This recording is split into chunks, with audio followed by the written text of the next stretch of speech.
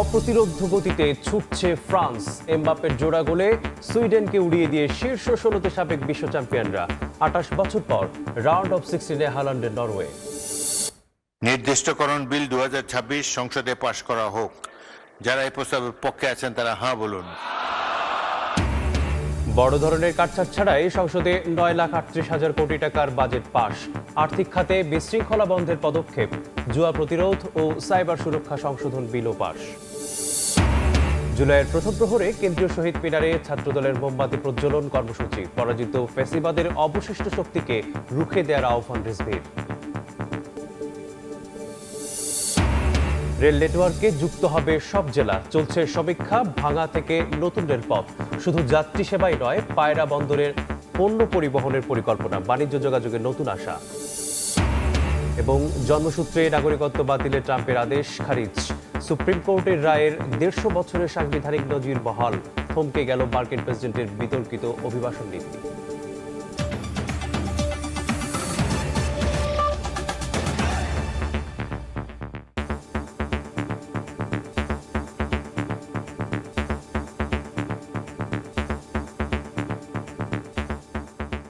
ভোরের সময় সঙ্গে আছি আমি মেসবাহুল আলী। শুরুতেই ফিফা বিশ্বকাপের খবর। প্রত্যাশিতভাবে রাউন্ড অফ 16 নিশ্চিত করল আসরের হট ফেভারিট ফ্রান্স। সুইডেনকে তারা হারিয়েছে ৩-০ গোলের ব্যবধানে। জোড়া গোল করে এবারের বিশ্বকাপে মেসির সর্বোচ্চ ৬ গোল স্পর্শ করেছে কিলিয়ান এমবাপ্পে। আরেক গোলে এসেছে অলিসের পা থেকে।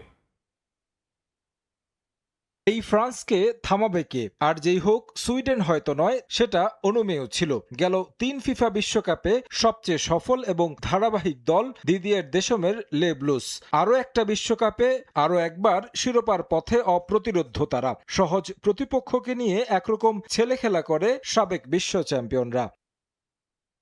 এবারের বিশ্বকাপে ছোট দলগুলো যেভাবে অঘটনের জন্ম দিচ্ছে, তাতে সতর্ক না থেকে উপায় নেই কোনো দলেরই। হট ফেভারিট ফ্রান্সও ব্যতিক্রম নয়। শুরু থেকে সুইডিশদের পাত্তা দেয়নি ফরাসিদের রক্ষণ। সুইডিশরা যে রক্ষণাত্মক ফুটবল খেলবে সেটা ধারণাই ছিল। ফরমেশনেও জমাট ছিল তাদের রক্ষণ। তবে এমবাপ্পে, দেমবেলে, বারকোলা, উলিসেরা যে দলে আছে তাদের রুখে কারা। যদিও প্রথম গোলের দেখা পেতে অপেক্ষা করতে হয়েছে ৪৫ মিনিট। প্রথমার্ধের শেষ মুহূর্তে স্কোর করেন কিলিয়ান এমবাপ্পে। ১-০তে এগিয়ে বিরতিতে যায় দেশম বাহিনী। বিরতি থেকে ফিরে আরও আক্রমণাত্মক। আগের ম্যাচে হ্যাট্রিক করা উসমান দেমবেলে এদিন ছিলেন কিছুটা ফ্লপ। গোলের দেখা পাননি তিনি, সতীর্থরা ঠিকই পুষিয়ে দিয়েছেন। ৫৩ মিনিটে লিড দ্বিগুণ করে ২০১৮-এর বিশ্ব চ্যাম্পিয়নরা। এবার স্কোরার বারকোলা, গোল করতে অ্যাসিস্ট করেন উলিসে।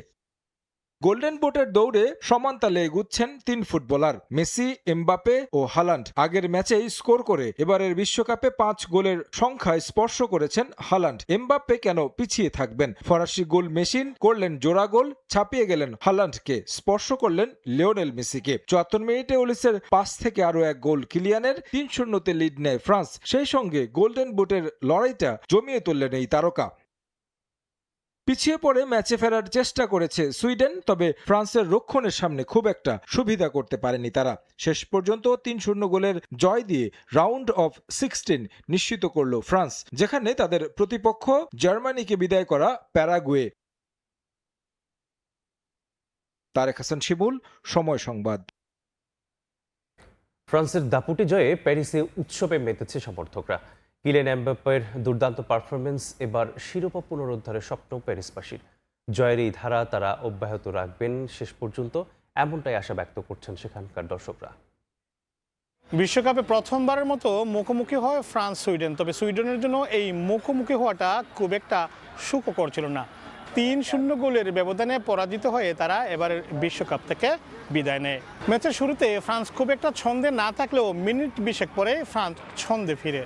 পুরো খেলায় বল অনেকটা ফ্রান্সের দখলেই ছিল। ফরাসি ফুটবল দলের রাজপুত্র কিলিয়ান এমবাপ্পে প্রথমার্ধের শেষের দিকে ৪৫ মিনিটে প্রথম গোল আসে তার পা থেকে। আর দ্বিতীয়ার্ধের শুরুতেই বাকুরা আরেক গোল করে ফ্রান্সকে এগিয়ে নিয়ে যান। এর মধ্যেই সুইডেনও মরিয়া হয়ে ওঠে গোল পরিশোধের জন্য। বার কয়েক চেষ্টা করেও তারা ব্যর্থ হয়। ৭৪ মিনিটে দ্বিতীয় গোল করেন কিলিয়ান এমবাপ্পে। তার জোড়া গোলে ৩-০ গোলের ব্যবধানে জয় নিয়ে মাঠ ছাড়ে ফ্রান্স। এদিকে এদিনও রাজধানী প্যারিসের ফ্যান জোন, বার ও রেস্টুরেন্টগুলিতে ছিল ফরাসি ফুটবল সমর্থকদের উপচে পড়া ভিড়। প্রতিটি গোলেই তারা উচ্ছ্বাস আর উল্লাস প্রকাশ করেছেন, চিৎকার করেছেন। যদিও প্রথমার্ধের 19 মিনিট পর্যন্ত সুইডেনের গোলকিপারকে পরাস্ত করা অনেক কষ্টকর ছিল, প্রথম গোলের পরেই কিন্তু ফ্রান্স তাদের ছন্দ ফিরে পেয়েছে। সুইডেনের বিরুদ্ধে নকআউট পর্বে 3-0 গোলের ব্যবধানে জয়ের পর উল্লাস প্রকাশ করেছেন ফরাসি ফুটবল সমর্থকরা। তাদের প্রত্যাশা তৃতীয়বারের মতো বিশ্বকাপ নিয়ে ঘরে ফিরবে দ্বিতীয় দেশের দল। খেলা দেখে এত ভালো লাগছে যে পুরো 90 মিনিট এত উচ্ছ্বাসে গেছে। আমি খেলা দেখার আগেই ভাবছি যে আজকে ফ্রান্স জিতবেই। এবারের বিশ্বকাপে হট ফেভারিট ফ্রান্স নকআউট পর্বে 3-0 গোলের ব্যবধানে সুইডেনকে পরাজিত করে শেষ 16তে জায়গা করে নিয়েছে। তৃতীয়বারের মতো বিশ্বকাপ নিয়ে তারা ঘরে ফিরবে এমন প্রত্যাশায় এখানকার ফরাসি ফুটবল সমর্থকদের। ফ্রান্সের প্যারিস থেকে মোহাম্মদ লুৎফুর রহমান বাবু, সময় সংবাদ। রূপকথার যাত্রায় রাউন্ড অফ 16-এ Erling Haaland Norway. Round of 32 এর ম্যাচে আইভরি কোস্টকে 2-1 গোলে হারিয়েছে ব্রাজিলের সঙ্গী হয়েছে ভাইকিংসরা। দলের হয়ে জয়সূচক গোল করেন গোল মেশিন হাল্যান্ড। একই সঙ্গে বিশ্বকাপে লিওনেল মেসির পর বিশ্বকাপে সর্বোচ্চ গোলদাতার তালিকায় দ্বিতীয় স্থানে আছেন এই নরওয়েজিয়ান। বিশ্বকাপে নরওয়ের যাত্রাটা রূপকথা বললে ভুল হবে না। দীর্ঘ 28 বছর অপেক্ষা করতে হয়েছে মেগা ইভেন্টে আবারও জায়গা পেতে। দেশটিতে আছে এক গোল মেশিন আর্লিং হাল্যান্ড, যার বদৌলতে বিশ্বমঞ্চে এসে একরকম অপ্রতিরোধ্য ভাইকিংসরা। যে যাত্রায় তারা বিদায় করেছে আইভরি কোস্টকে, নিজেদের বিশ্বকাপ ইতিহাসে তৃতীয়বারের মতো জায়গা করে নিয়েছে রাউন্ড অফ 16-এ। ডালাসের রাতটা অবশ্য একেবারে সহজ ছিল না নরওয়েজিয়ানদের জন্য।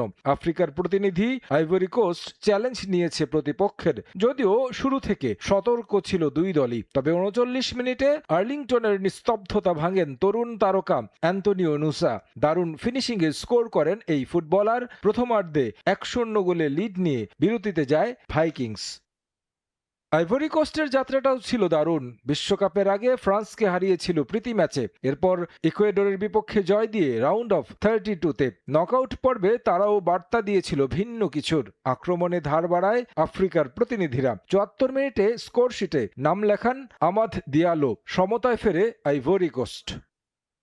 এরপর সুযোগ তৈরি করেছিল দুই দলই। বল দখল কিংবা ম্যাচ কন্ট্রোলে লড়াইটা ছিল সমান। তবে বড় ম্যাচে পার্থক্য যে গড়ে দেন বড় ফুটবলাররাই, সেটাই করে দেখালেন আর্লিং হাল্যান্ড। ম্যাচটা যখন যাচ্ছিল অতিরিক্ত সময়ের দিকে, তখন দৃশ্যপটে ম্যানচেস্টার সিটি তারকা ওডেগার্ডের আক্রমণ থেকে তৈরি হওয়ার সুযোগ থেকে আলতো টোকায় গোল করেন হাল্যান্ড। উৎসবে ফেটে পড়ে গোটা স্টেডিয়াম। 2-1 লিড নেয় নরওয়েজিয়ানরা। বিশ্বকাপে এখন পর্যন্ত 5 গোল করেছেন তিনি, 6 গোল করেছেন লিওনেল মেসি।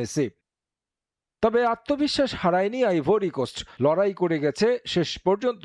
যোগ করার সময়ে দারুণ কয়েকটি আক্রমণ করলেও নরওয়ে গোলরক্ষকের নৈপুণ্যতায় সমতায় ফেরা হয়নি তাদের। 2-1 গোলের জয়ে রাউন্ড অফ 16-এ পা রাখল নরওয়ে, যেখানে তাদের প্রতিপক্ষ 5 বারের বিশ্ব চ্যাম্পিয়ন ব্রাজিল, যে দলটার বিপক্ষে কখনোই হারেনি নরওয়ে। 4 বারের দেখায় 2টি জয় ও 2টি ড্র রয়েছে ভাইকিংসদের। আর ম্যাচ শেষে তাদের চিরচেনা ভাইকিংস উদযাপন। গোটা স্টেডিয়ামের দর্শকদের নিয়ে বাদ্যযন্ত্রের সঙ্গে ভাইকিংসদের মতো উল্লাসে মাতেন হাল্যান্ডরা। তারেক হাসান শিমুল, সময় সংবাদ। আবারও কঠিন পরীক্ষার সামনে ব্রাজিল। বিশ্বকাপের রাউন্ড অফ 16-এ এবার সেলেসাউদের প্রতিপক্ষ নরওয়ে। ব্রাজিল ছন্দে থাকলেও লুকাস পাকেতা, ক্যাসিমিরোর মতো গুরুত্বপূর্ণ ফুটবলাররা চোট পাওয়ায় চিন্তিত টিম ম্যানেজমেন্ট। পাশাপাশি আর্লিং হাল্যান্ড সাম্প্রতিক ফর্ম আরও ভাবাচ্ছে 5 বারের বিশ্ব চ্যাম্পিয়নদের। যুক্তরাষ্ট্র থেকে আরো জানাচ্ছেন নেসিম ইকবাল। বিষয়টা অনেকটা অনুমিতই ছিল। রাউন্ড অফ 16-এ ব্রাজিলকে আবারও কঠিন প্রতিপক্ষের মুখোমুখি হতে পারে, তাই হয়েছে। নরওয়ে রাউন্ড অফ 32 থেকে থ্রু করেছে আইভরি কোস্টকে 2-1 ব্যবধানে হারিয়েছে। সুতরাং আরও একটা নকআউট পর্বের জন্য, আরও একটা হার্ড ম্যাচের জন্য ব্রাজিলকে এই মুহূর্তে প্রস্তুতি নিতে হচ্ছে।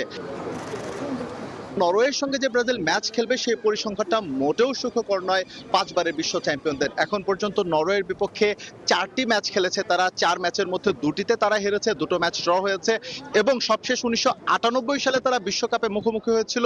গ্রুপ পর্বের সেই লড়াইয়ে ব্রাজিল কিন্তু নরওয়ে বাধা টপকাতে পারেনি, অর্থাৎ নরওয়ের বিপক্ষে হেরে গিয়েছিল। সুতরাং এই ম্যাচ নিয়ে ব্রাজিলের মাথা ব্যথা যেন আরো অনেকটা বেড়ে গেল। স্পেশালি বলতে হয় যখন আর্লিং হল্যান্ডের মতো একজন পরীক্ষিত স্ট্রাইকারের এগেনস্টে ব্রাজিলের ডিফেন্ডারদের পরীক্ষা দিতে হবে, তখন এই পরীক্ষাটা আরো কঠিন হতে চলেছে। কেননা গোল্ডেন বুট জয়ের যে দৌড়, সেই দৌড়ে আর্লিং হল্যান্ড কিন্তু এখন লিওনেল মেসিকে টেক্কা দিচ্ছে। কিলিয়ান এমবাপে বলি না কেন, ভিনিসিয়াস জুনিয়র বলি না কেন, সবাইকে টপকে তার গোল সংখ্যা এখন 5। আজকের ম্যাচেও সে একটি গোল করেছে। সুতরাং নিঃসন্দেহে ব্রাজিলের ডিফেন্ডারদের কঠিন চ্যালেঞ্জের মুখে ফেলতে যাচ্ছেন আর্লিং হল্যান্ড। ব্রাজিল জাপানের সঙ্গে ম্যাচটা জিতেছে সেটা ঠিক আছে, কিন্তু এই ম্যাচটা ব্রাজিলকে অনেক ক্ষতি করে দিয়ে গেছে। কেননা দলের গুরুত্বপূর্ণ 2জন ফুটবলার এই ম্যাচে কিন্তু চোটে পড়েছেন। ক্যাসেমিরো দেখেছি খুব অস্বস্তি নিয়ে মাঠ থেকে উঠে গেছেন, যদিও তার ইনজুরির সিভিয়ারিটি কোন পর্যায়ে রয়েছে সেটি এখন পর্যন্ত প্রকাশ করেনি বা ব্রাজিলের টিম ম্যানেজমেন্টের পক্ষ থেকে অফিসিয়ালি কোনো কিছু জানানো হয়নি।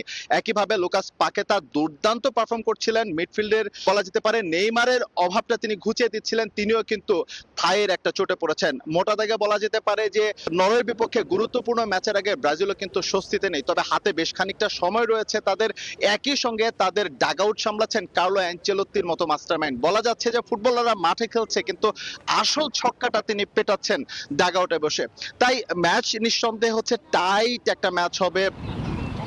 এখনো হাতে বেশ খানিকটা সময় আছে, নিশ্চয়ই দুদল লাস্ট মোমেন্টে তাদের যে স্ট্র্যাটেজি, দুদলের যে ল্যাকিংস, সেই ল্যাকিংস গুলো নিয়ে কাজ করবে, তারপরেই তারা হয়তোবা রাউন্ড অফ 16-এর লড়াইয়ে মাঠে নামবে। তবে এটা নিশ্চিতভাবে বলা যায় ম্যাচ টাফ হলে পরেও নিঃসন্দেহে ফুটবল প্রেমীদের জন্য জমজমাট এক ম্যাচ নিয়ে আসছে রাউন্ড অফ 16-এর নরওয়ে বনাম ব্রাজিলের এই ম্যাচটি। এস এম ইকবাল, সময় সংবাদ, যুক্তরাষ্ট্র। ফিফা বিশ্বকাপের উন্মোদনায় মেতেছে মায়ামির স্থানীয় বাংলাদেশিরাও। পেমব্রুক কিংবা খলিল মসজিদের পাশে বড় পর্দায় ওয়াচ পার্টির জমজমাট আয়োজন করেছেন প্রবাসী বাংলাদেশিরা। 1000 মাইল দূরে থাকলেও ঢাকা বিশ্ববিদ্যালয়ের টিএসসির সেই চিরচেনা ফুটবল আমেজটাই যেন তারা খুঁজে নিচ্ছেন মায়ামির বুকে। মায়ামি থেকে সাজিদ মুস্তাহিদের রিপোর্ট। রাত কিংবা দিন, ঘড়ির কাঁটা যাই বলুক, ফুটবল বিশ্বকাপ জোয়ারে ভাসছে বাংলাদেশ। ঢাকা বিশ্ববিদ্যালয়ের টিএসসি যেন এখন ফুটবল প্রেমীদের তীর্থস্থান। 1000 মাইল দূরের মায়ামিতেও সেই স্বাদ নেওয়ার চেষ্টা স্থানীয় বাংলাদেশিদের। পেমব্রুকের দারুল উলুম মসজিদের পাশেই বিশ্বকাপ ম্যাচ দেখার আয়োজন করেছেন স্থানীয় বাংলাদেশিরা। বিশ্বকাপে প্রিয় দলের জয় তাদের জন্য হয়ে এসেছে বাড়তি উচ্ছ্বাসের। ওয়াচ পার্টিতে কেউ নিয়ে আসেন বিরিয়ানি, কেউ জুস কিংবা ড্রিঙ্কস। প্রবাসের যান্ত্রিক জীবন ভুলে এই আয়োজন রূপ নিয়েছে এক মিলন মেলায়। সন্ধ্যার পরে বিভিন্ন মসজিদ প্রাঙ্গণে কমিউনিটির সবাই একসাথে হয়, একসাথে খেলাধুলা দেখে, খাবার দাবার হয়। মানে এটা আসলে বিশ্বকাপটা ব্যস্তময় আমেরিকাতে বাংলাদেশিদেরকে মোটামুটি এক সুতায় নিয়ে আসবে। উইকেন্ডে আমাদের একটা যে খাওয়ার একটা আয়োজন হয়, এক একদিন আজকে আমি করছি, কালকে আরেকজন দেখা গেছে যে আগামী সপ্তাহে আরেকজন করবে, তারপরের সপ্তাহে আরেকজন। এইভাবে মানে আমাদের কন্টিনিউ চলতেছে আর কি আমাদের বাঙালি কমিউনিটি। আমরা চাই আমাদের ছেলেমেয়েরাও এই সমস্ত খেলাধুলার দিকে একটু বেশি ঝুঁকিয়ে পড়ুক। তাইলে যে ফিজিক্যাল একটা ফিটনেসের ব্যাপার সেবার আছে এবং যে আন্তঃমহাদেশীয় যে একটা রিলেশন, আমি মনে করি স্পোর্টস হচ্ছে অনলি থিং যেটাতে কোনো বর্ডার নেই। মোর এনভায়রনমেন্ট মোর এনজয়েবল, মোর ভালো করায়, এনজয়েবল করায়, লাইক আঙ্কেলরা খাওয়া আনে, আর আমরা তো খাওয়া দেখি, বন্ধুদের সাথে দেখি আর এনজয় করি। তোমরা কোন টিম সাপোর্ট করো?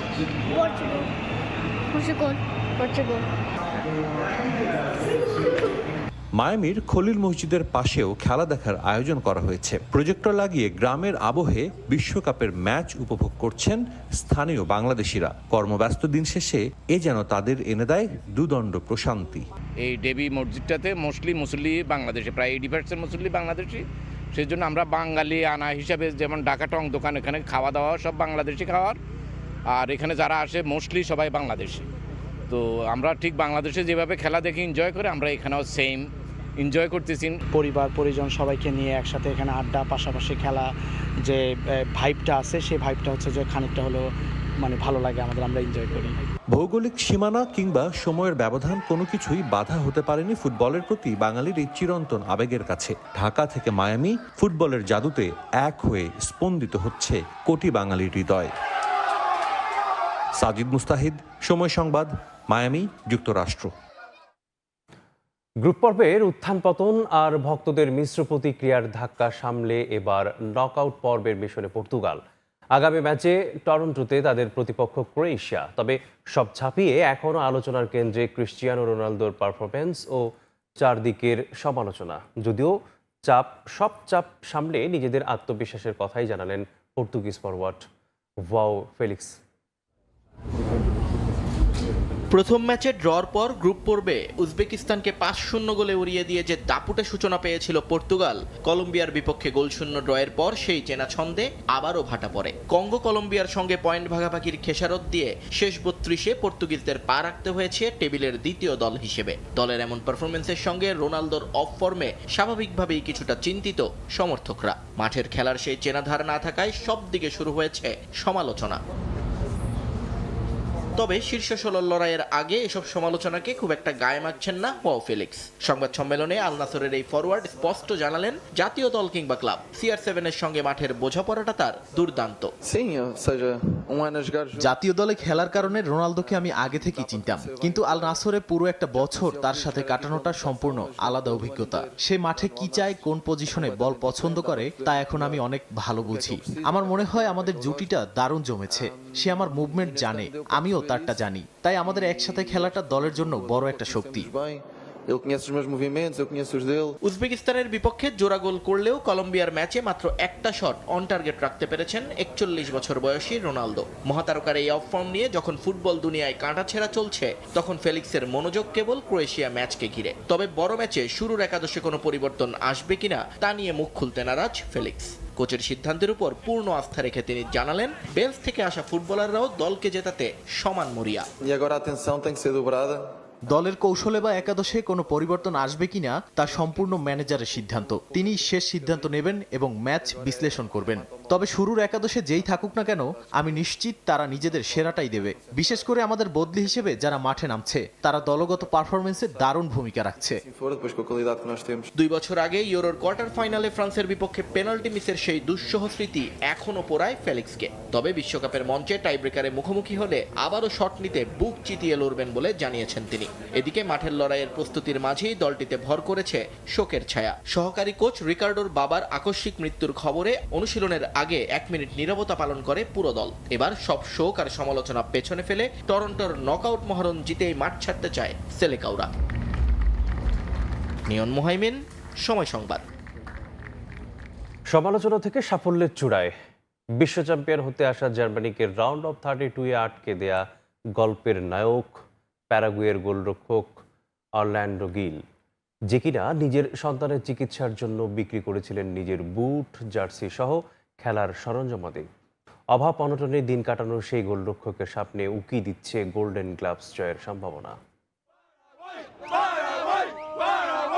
যুক্তরাষ্ট্রের কাছে এক হালি গোল হজমের পর গ্রুপ পর্ব পার করে নকআউটে প্যারাগুয়ের জার্মানি বধ। এই রূপকথার নায়ক দলটির গোলরক্ষক অরল্যান্ডো গিল, যিনি কিনা সাবেক বিশ্ব চ্যাম্পিয়নদের সামনে দাঁড়িয়েছিলেন চীনের মহাপ্রাচীর হয়ে। অথচ ব্যক্তিজীবন ছিল অভাবের সঙ্গে লড়াইয়ের গল্প।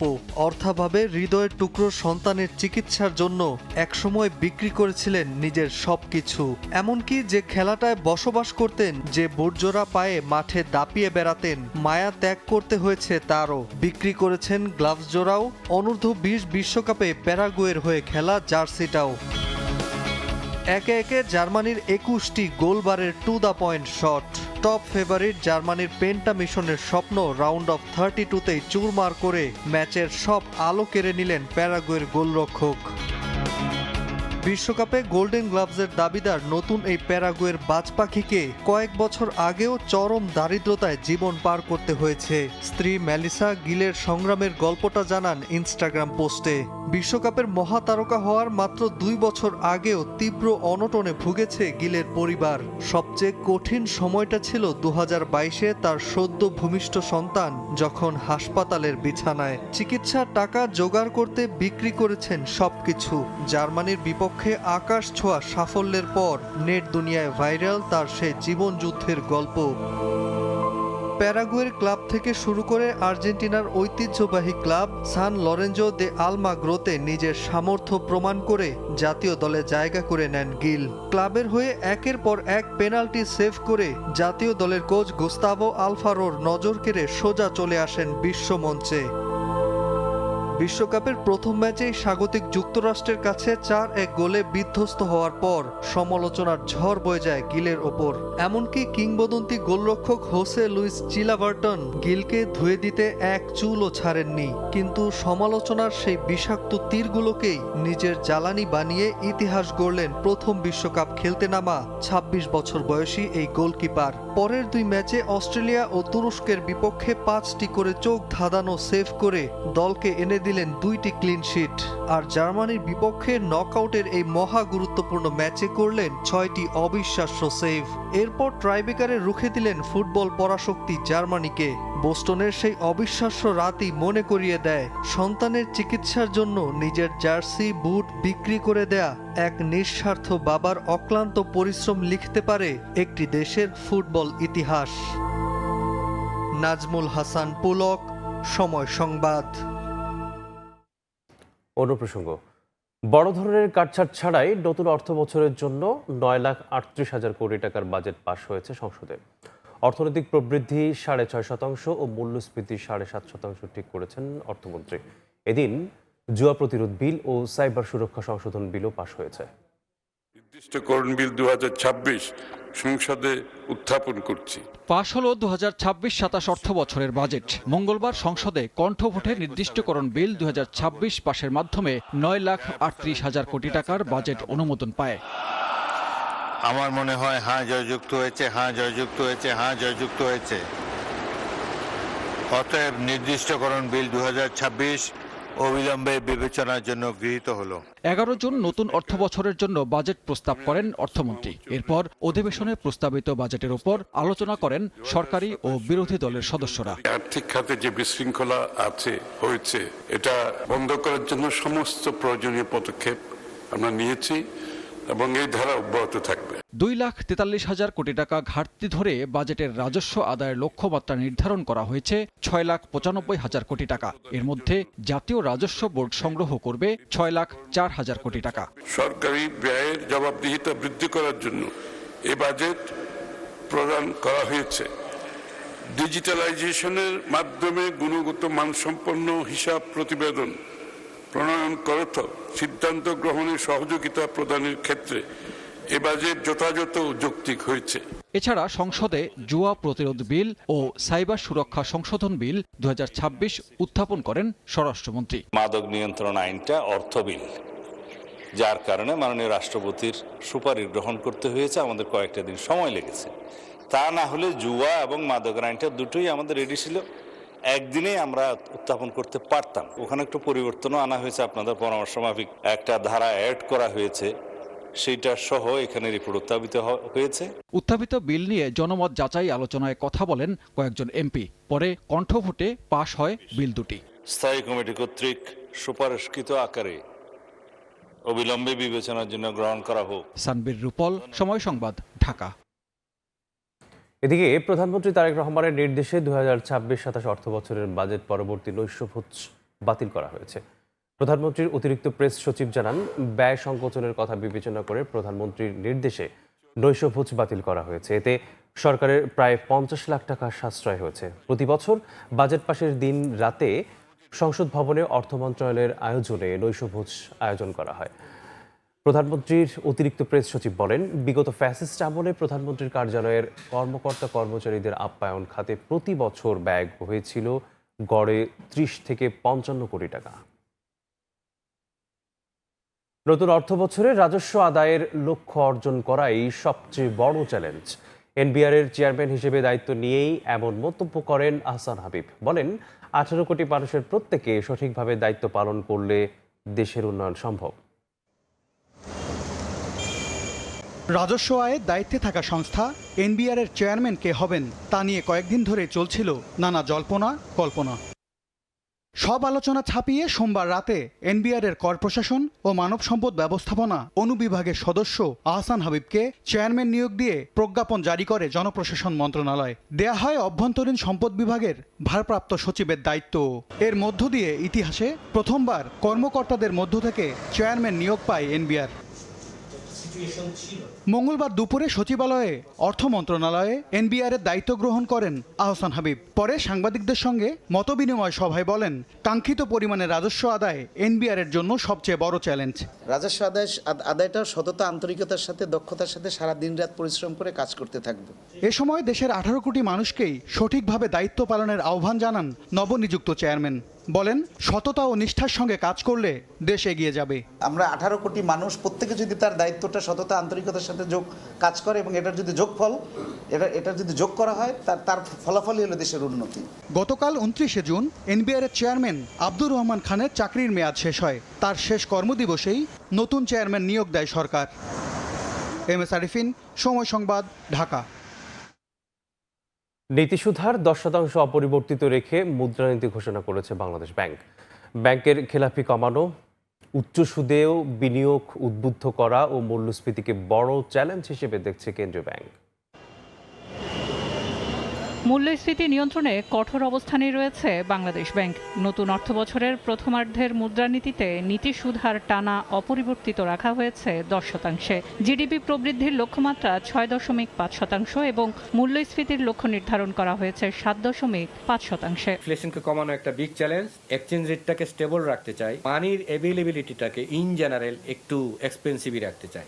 ফলে আমাদের যে পলিসি রেট যে 10% ছিল, সে 10% আমরা অপরিবর্তিত রাখার সিদ্ধান্ত নিয়েছি। রোববার মুদ্রানীতি প্রকাশের সংবাদ সম্মেলনে দেখা যায়, 2025-26 অর্থবছরে বৈশ্বিক অস্থিরতায় উচ্চ আমদানি আর ঋণাত্মক রপ্তানির চাপ সামলেছে 20% রেমিটেন্স প্রবৃদ্ধি। কেন্দ্রীয় ব্যাংকের পূর্বাভাস, ইতিবাচক ধারায় রয়েছে রিজার্ভ পরিস্থিতি এবং বৈদেশিক মুদ্রাবাজারও উল্লম্ফনের ঝুঁকি নেই। এর বিপরীতে ব্যাংকের খেলাপির হার কমানো, উচ্চ সুদেও বিনিয়োগ উদ্বুদ্ধ করা এবং মূল্যস্ফীতিকে বড় চ্যালেঞ্জ হিসেবে দেখছে বাংলাদেশ ব্যাংক।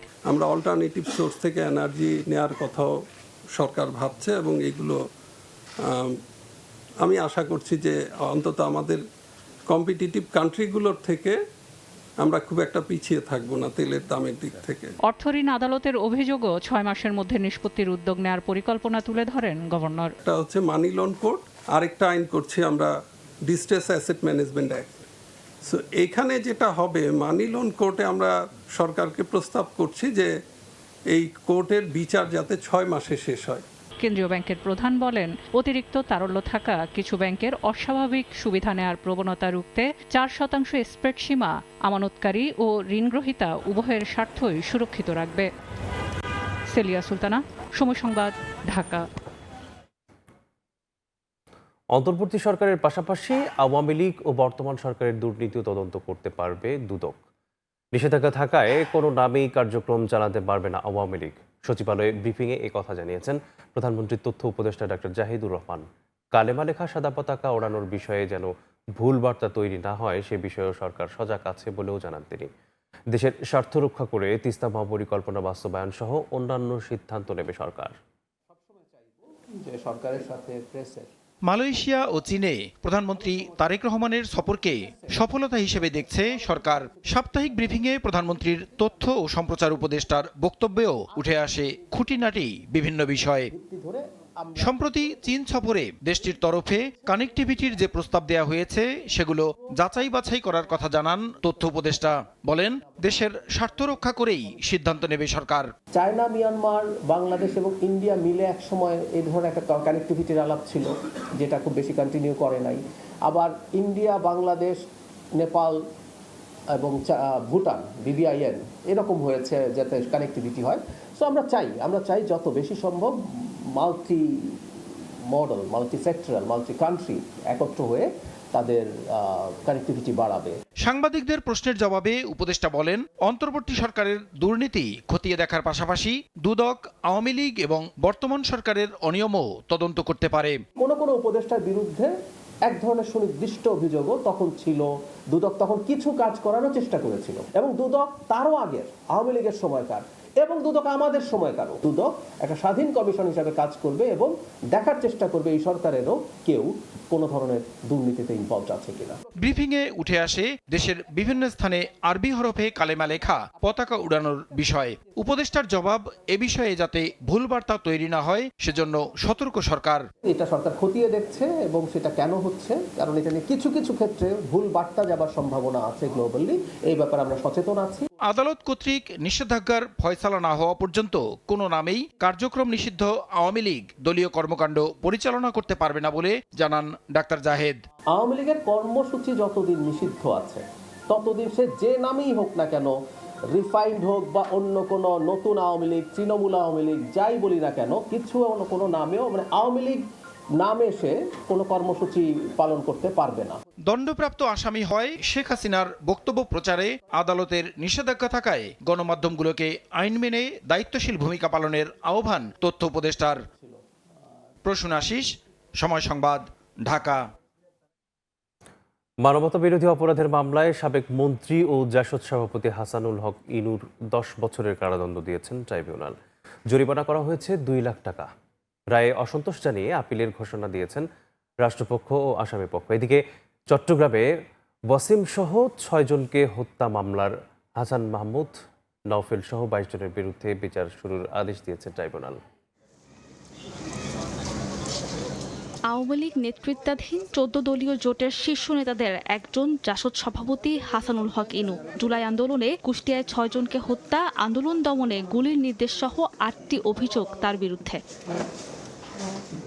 মঙ্গলবার দুপুরে গ্রেফতার ইনুর বিরুদ্ধে রায় ঘোষণা করেন আন্তর্জাতিক অপরাধ ট্রাইব্যুনাল 2। তাকে 3টি অভিযোগে 10 বছর করে দণ্ড ও 2 লাখ টাকা জরিমানা করেন বিশেষ আদালত। বাকি 5 অভিযোগ থেকে খালাস দেওয়া হয়। রায়ে অসন্তোষ প্রকাশ করে প্রসিকিউশন, আপিলের কথা জানায়। আমাদের প্রত্যেকটা চার্জ সপক্ষে আমাদের সাক্ষ্য প্রমাণ দিয়েছি।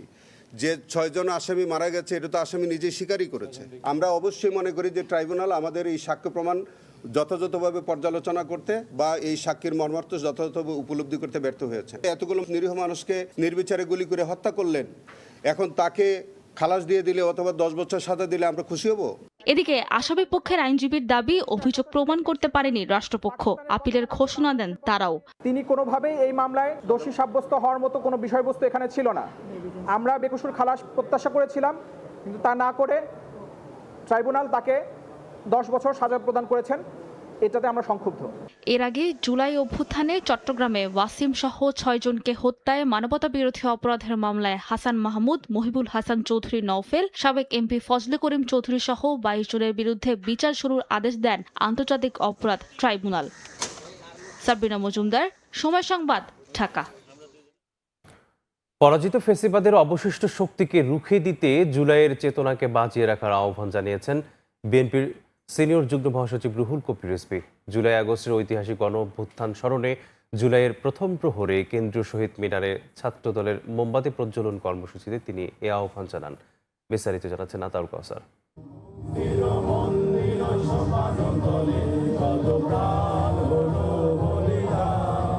বুধবার রাত 12টা 1 মিনিট বাজার সঙ্গে সঙ্গেই মোমবাতি জ্বালিয়ে এবং নিরাপত্তা পালনের মাধ্যমে জুলাই গণ অভ্যুত্থান এবং ফ্যাসিবাদ বিরোধী আন্দোলনে শহীদদের প্রতি শ্রদ্ধা জানানো হয়।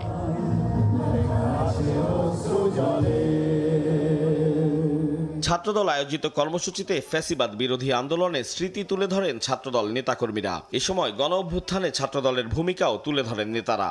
জাতীয়তাবাদী ছাত্রদল এবং বিএনপি জুলাইকে সবসময় ধারণ করে, জুলাইয়ের স্মৃতিকে ধারণ করে, কারণ তারা বিশ্বাস করে যে জুলাই কোনো বিক্রয়যোগ্য চেতনানাশক ওষুধ নয়। এই অভ্যুত্থানে সবচেয়ে বেশি রক্ত যারা দিয়েছে, সবচেয়ে বেশি জুলুমের শিকার যারা হয়েছে, সবচেয়ে বেশি দানের ক্ষতি হয়েছে, সেই সংগঠনের নাম জাতীয়তাবাদী ছাত্রদল। শহীদ আবু সাইদ, শহীদ ওয়াসিম, শহীদ মুগ্ধ, শহীদ রাব্বি সহ বাংলাদেশ জাতীয়তাবাদী ছাত্রদলের যে 142 জন নেতা কর্মী ও সমর্থক শহীদ হয়েছে।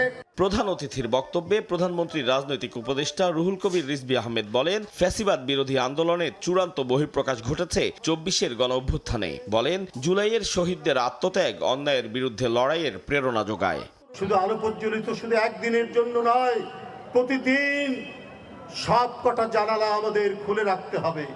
ওই শহীদরা আসবে, চুপি চুপি আসবে, আমাদের স্মৃতিতে তারা ধারণ করব।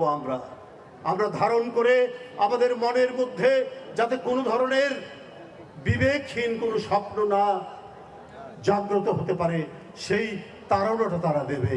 রিজভী বলেন, শহীদদের চেতনা ভবিষ্যতে কোনো স্বৈরাচার, ফ্যাসিবাদ বা গণবিরোধী শক্তিকে মাথাচাড়া দিয়ে উঠতে দেবে না। জাগ্রত তরুণ সমাজ, ছাত্র সমাজ তারা কোনোদিন ঘুমায় না। আতাউর কাউসার, সময় সংবাদ, ঢাকা। ঋণখেলাপি হওয়ায় চট্টগ্রাম ৪ আসনে বিজয়ী আসলাম চৌধুরী শপথ নিতে পারবেন না বলে রায় দিয়েছেন আপিল বিভাগ। অ্যাটর্নি জেনারেল বলেন, সর্বোচ্চ আদালতের সিদ্ধান্ত সব নাগরিকের মেনে নিতে হবে। নতুন করে নির্বাচন হওয়ার সম্ভাবনা আছে আসনটিতে, এতে প্রার্থী হতে পারবেন না আসলাম চৌধুরীও। ত্রয়োদশ জাতীয় সংসদ নির্বাচনে চট্টগ্রাম ৪ আসনে বিএনপির প্রার্থী হিসেবে জয় পান আসলাম চৌধুরী। তবে প্রতিদ্বন্দ্বী প্রার্থী আসলাম চৌধুরীর ঋণ খেলাপি ইস্যু নিয়ে উচ্চ আদালতে হাজির করেন। নির্বাচনের আগেই আপিল বিভাগ নির্দেশনা দেন, যদি আসলাম চৌধুরী জয়ী হন তারপরও আসনটিতে যেন ফল ঘোষণা স্থগিত থাকে। শুনানি শেষে ১৫ জুন আপিল বিভাগ রায়ের দিন ধার্য করেন। মঙ্গলবার আপিল বিভাগ রায় দেন, ঋণ খেলাপি হওয়ার শপথ নিতে পারবেন না আসলাম চৌধুরী। বাতিল করা হয় তার প্রার্থিতা। ডিসকোয়ালিফাইড ক্যান্ডিডেট হওয়ার পরে ওই আসনে কি হবে, এটা আপিল বিভাগের পূর্ণাঙ্গ রায় প্রকাশিত হলে পরে বিস্তারিত জানা যাবে। এই মর্মে কোনো নির্দেশনা এখন দেওয়া হয়নি। এটি বাংলাদেশের ইতিহাসে একটা নজিরবিহীন ঘটনা।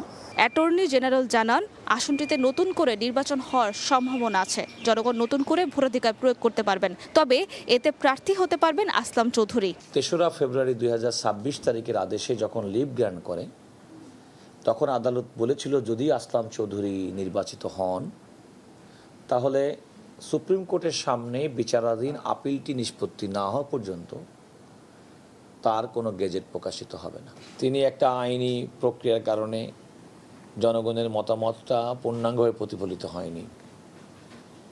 আমি প্রত্যাশা করি যে জনগণ তাদের মতামত আবার প্রকাশ করার সুযোগ পাবে। চট্টগ্রাম ৪ আসনে ১,৪২,৬৭৪ ভোট পেয়ে জয়লাভ করেন বিএনপি প্রার্থী আসলাম চৌধুরী।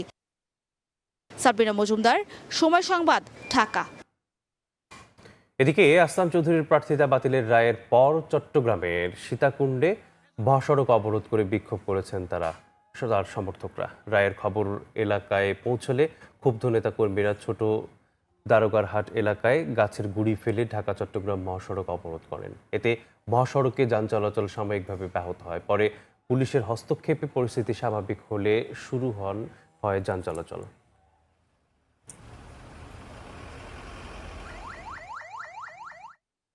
ভোরের সময় আরও থাকছে, সীমান্তে থামছে এরা পশ্চিম চেষ্টা। রাজশাহী বিভাগে শুধু জুন মাসে ১১৯ জনকে ঠেলে পাঠানোর চেষ্টা বিএসএফের।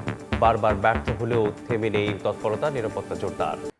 দেশের প্রতিটি জেলাকে রেল সংযোগের আওতায় আনার কাজ শুরু করেছে সরকার। ইতোমধ্যে সমীক্ষা শেষ হওয়ায় ভাঙা থেকে ২৪৪ কিলোমিটার রেলপথ নির্মাণের অর্থের উৎস খুঁজছে সরকার। আর রেলের বাইরে থাকা অন্য জেলাগুলোতে রেল সম্প্রসারণের সমীক্ষা অচিরেই শুরু হবে বলে জানিয়েছেন রেল প্রতিমন্ত্রী। শুধু যাত্রী পরিবহনই নয়, পায়রা গভীর সমুদ্র বন্দরকে কাজে লাগিয়ে পণ্য পরিবহনের পরিকল্পনাও একই সঙ্গে বাস্তবায়নের তাগিদ বিশেষজ্ঞদের। নতুন নেটওয়ার্কে জেলাগুলোতেও বাণিজ্যিক সম্ভাবনার সন্ধান করে তার সঙ্গে রেলকে সংযোগ করা ছাড়া পুরোপুরি সুফল মিলবে না বলেও মত তাদের। নাজমুস সালেহের প্রতিবেদন। ট্রেনে চড়ে যাওয়া যাবে সাগরকন্যা কুয়াকাটায়। পদ্মা সেতু রেল লিঙ্ক প্রকল্পের আওতায় ফরিদপুরের ভাঙ্গা পর্যন্ত রেল লাইন সম্প্রসারিত হওয়ার পর সেই স্বপ্ন এখন অনেকটাই হাতের কাছে।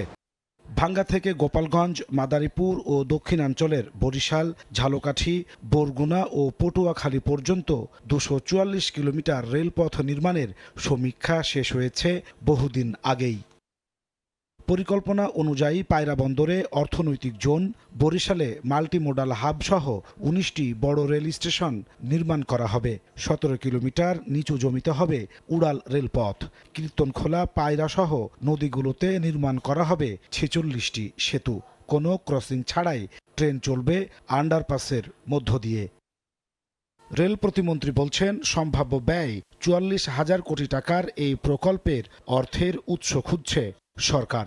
আমাদের চিন্তাভাবনার মধ্যে রয়েছে, যেহেতু এটা ফিজিবিলিটি স্টাডি হয়েছে, এখন আমরা পরবর্তীতে এটার অর্থ সংস্থানের দিকে আমরা চিন্তাভাবনা আছে। যোগাযোগ বিশেষজ্ঞরা বলছেন, রেললাইন সম্প্রসারণ প্রকল্পের সঙ্গেই পায়রা বন্দর থেকে মালামাল পরিবহনের সুযোগ সম্বলিত সকল প্রকল্প একই সঙ্গে বাস্তবায়ন করতে হবে। পায়রা পোর্টের যে সম্ভাবনা, এটাকে কাজে লাগিয়ে এটা একটা ডেডিকেটেড ফ্রেট করিডর, পাশাপাশি যাত্রীর জন্য আমার রেল লাইন থাকবে। ফরওয়ার্ড এবং ব্যাকওয়ার্ড লিঙ্ক যদি তৈরি না হয়, শুধুমাত্র যাত্রী পরিবহন করে এত বিনিয়োগ এবং ইঞ্জিনিয়ারিং চ্যালেঞ্জের কথা বলছি, এই করিডোরটা কিন্তু আসলে তখন সরকার এবং তথা জনগণের জন্য ঋণের একটা বড় বোঝা হয়ে দাঁড়াবে। নেটওয়ার্কের বাইরে থাকা জেলাগুলোতে রেল সম্প্রসারণের লক্ষ্যে এগুচ্ছে সরকার। অল্প সময়ের মধ্যে এসবের জন্য নেওয়া হবে সম্ভাব্যতা যাচাই প্রকল্প বলে জানান রেল প্রতিমন্ত্রী। আমরা চাচ্ছি ঢাকার আশেপাশে কানেক্টিভিটি বাড়ানো। পার্বত্য চট্টগ্রামে 3টা জেলার সাথে আমাদের রেল সংযোগ নাই, আর দ্বীপভোলার সাথে। বাকিগুলির সাথে আমাদের রেল সংযোগ স্থাপন করার জন্য সরকার কিন্তু কাজ করছে এবং আমাদের নির্বাচন ইশতেহারেও তা আছে। সুতরাং সবগুলি জেলাই আস্তে আস্তে রেল সংযোগের মধ্যে আসবে। রেল সম্প্রসারণের পাশাপাশি জেলাভিত্তিক অর্থনৈতিক বিকাশে রেলকে ব্যবহারের পরিকল্পনাও একই সঙ্গে গ্রহণের তাগিদ এই বিশেষজ্ঞের। প্রত্যেকটা জেলায় বাণিজ্যিক সুবিধা যেটা সুযোগ আছে, সেই সুযোগটা কাজে লাগানোর জন্য প্রকল্পগুলো কিন্তু একই সাথে নিতে হবে। ল্যান্ড ইউজ প্ল্যান এবং ট্রান্সপোর্ট প্ল্যান, এই দুটোর মধ্যে যদি মেলবন্ধন তৈরি না হয়, তাহলে আপনার রেলপথ থেকে তৈরি হয়ে যাবে, কিন্তু এই রেলপথের যে উপযোগিতা, সেটা অর্থনৈতিক হোক বাণিজ্যিক হোক, সেই উপযোগিতা কিন্তু তৈরি হবে না। বর্তমানে ৩,০০০ কিলোমিটার রেলপথ রয়েছে দেশে, যা ২৯টি জেলার সঙ্গে সংযোগ স্থাপন করেছে। নাজমুস সালেহী, সময় সংবাদ, ঢাকা। সীমান্তে থামছেই না বিএসএফের পুশিনের চেষ্টা। রাজশাহী বিভাগের বিভিন্ন সীমান্ত দিয়ে শুধু জুন মাসেই ১১৯ জনকে বাংলাদেশে ঠেলে পাঠানোর চেষ্টা চালিয়েছে ভারতীয় সীমান্তরক্ষী বাহিনী। বিজিবি ও স্থানীয়দের প্রতিরোধে তাদের চেষ্টা বারবার ব্যর্থ হলেও থেমে নেই তাদের তৎপরতা। আইন বিশেষজ্ঞ ও মানবাধিকার সংগঠনগুলো বলছে, বিএসএফ এমন কর্মকাণ্ড সম্পূর্ণ বেআইনি ও চরম মানবাধিকার লঙ্ঘন। এদিকে পুশিন ঠেকাতে সীমান্ত এলাকায় নিরাপত্তা বাড়িয়েছে বিজিবি। রকিবুল ইসলামের ছবিতে এবার রকি রিপোর্ট।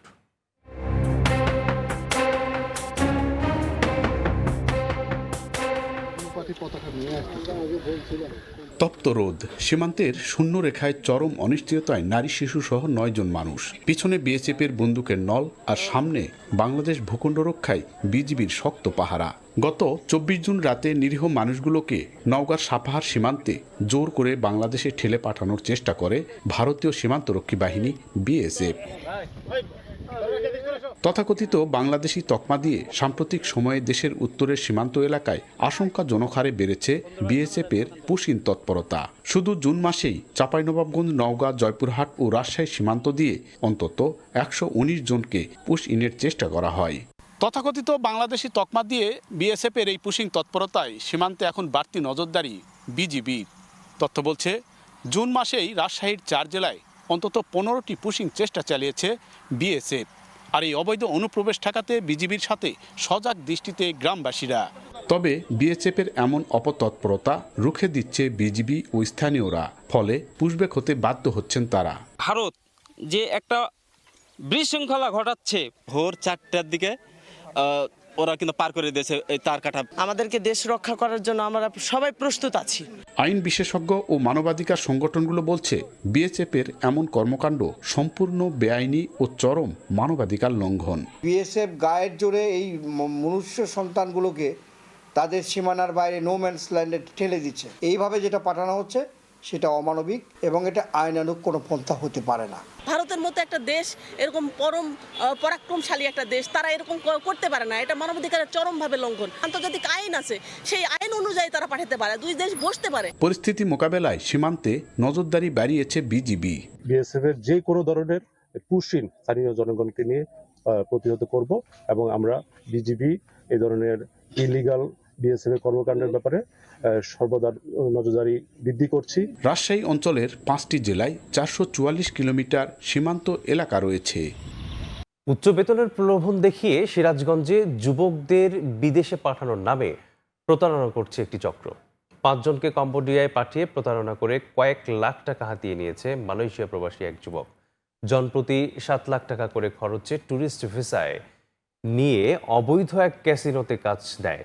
এই ঘটনায় তদন্ত করে আইনগত ব্যবস্থা নেওয়ার আশ্বাস দিয়েছে পুলিশ। রিঙ্কু কুন্ডুর রিপোর্ট, ছবি তুলেছেন অমৃত সেন। সিরাজগঞ্জের সলঙ্গার পাটধারী গ্রামের কিশোর শহীদুল তার গ্রামেরই মালয়েশিয়া প্রবাসী সোহাগ ভালো চাকরি আর উচ্চ বেতনের প্রলোভন দেখে কম্বোডিয়া নেওয়ার স্বপ্ন দেখায়।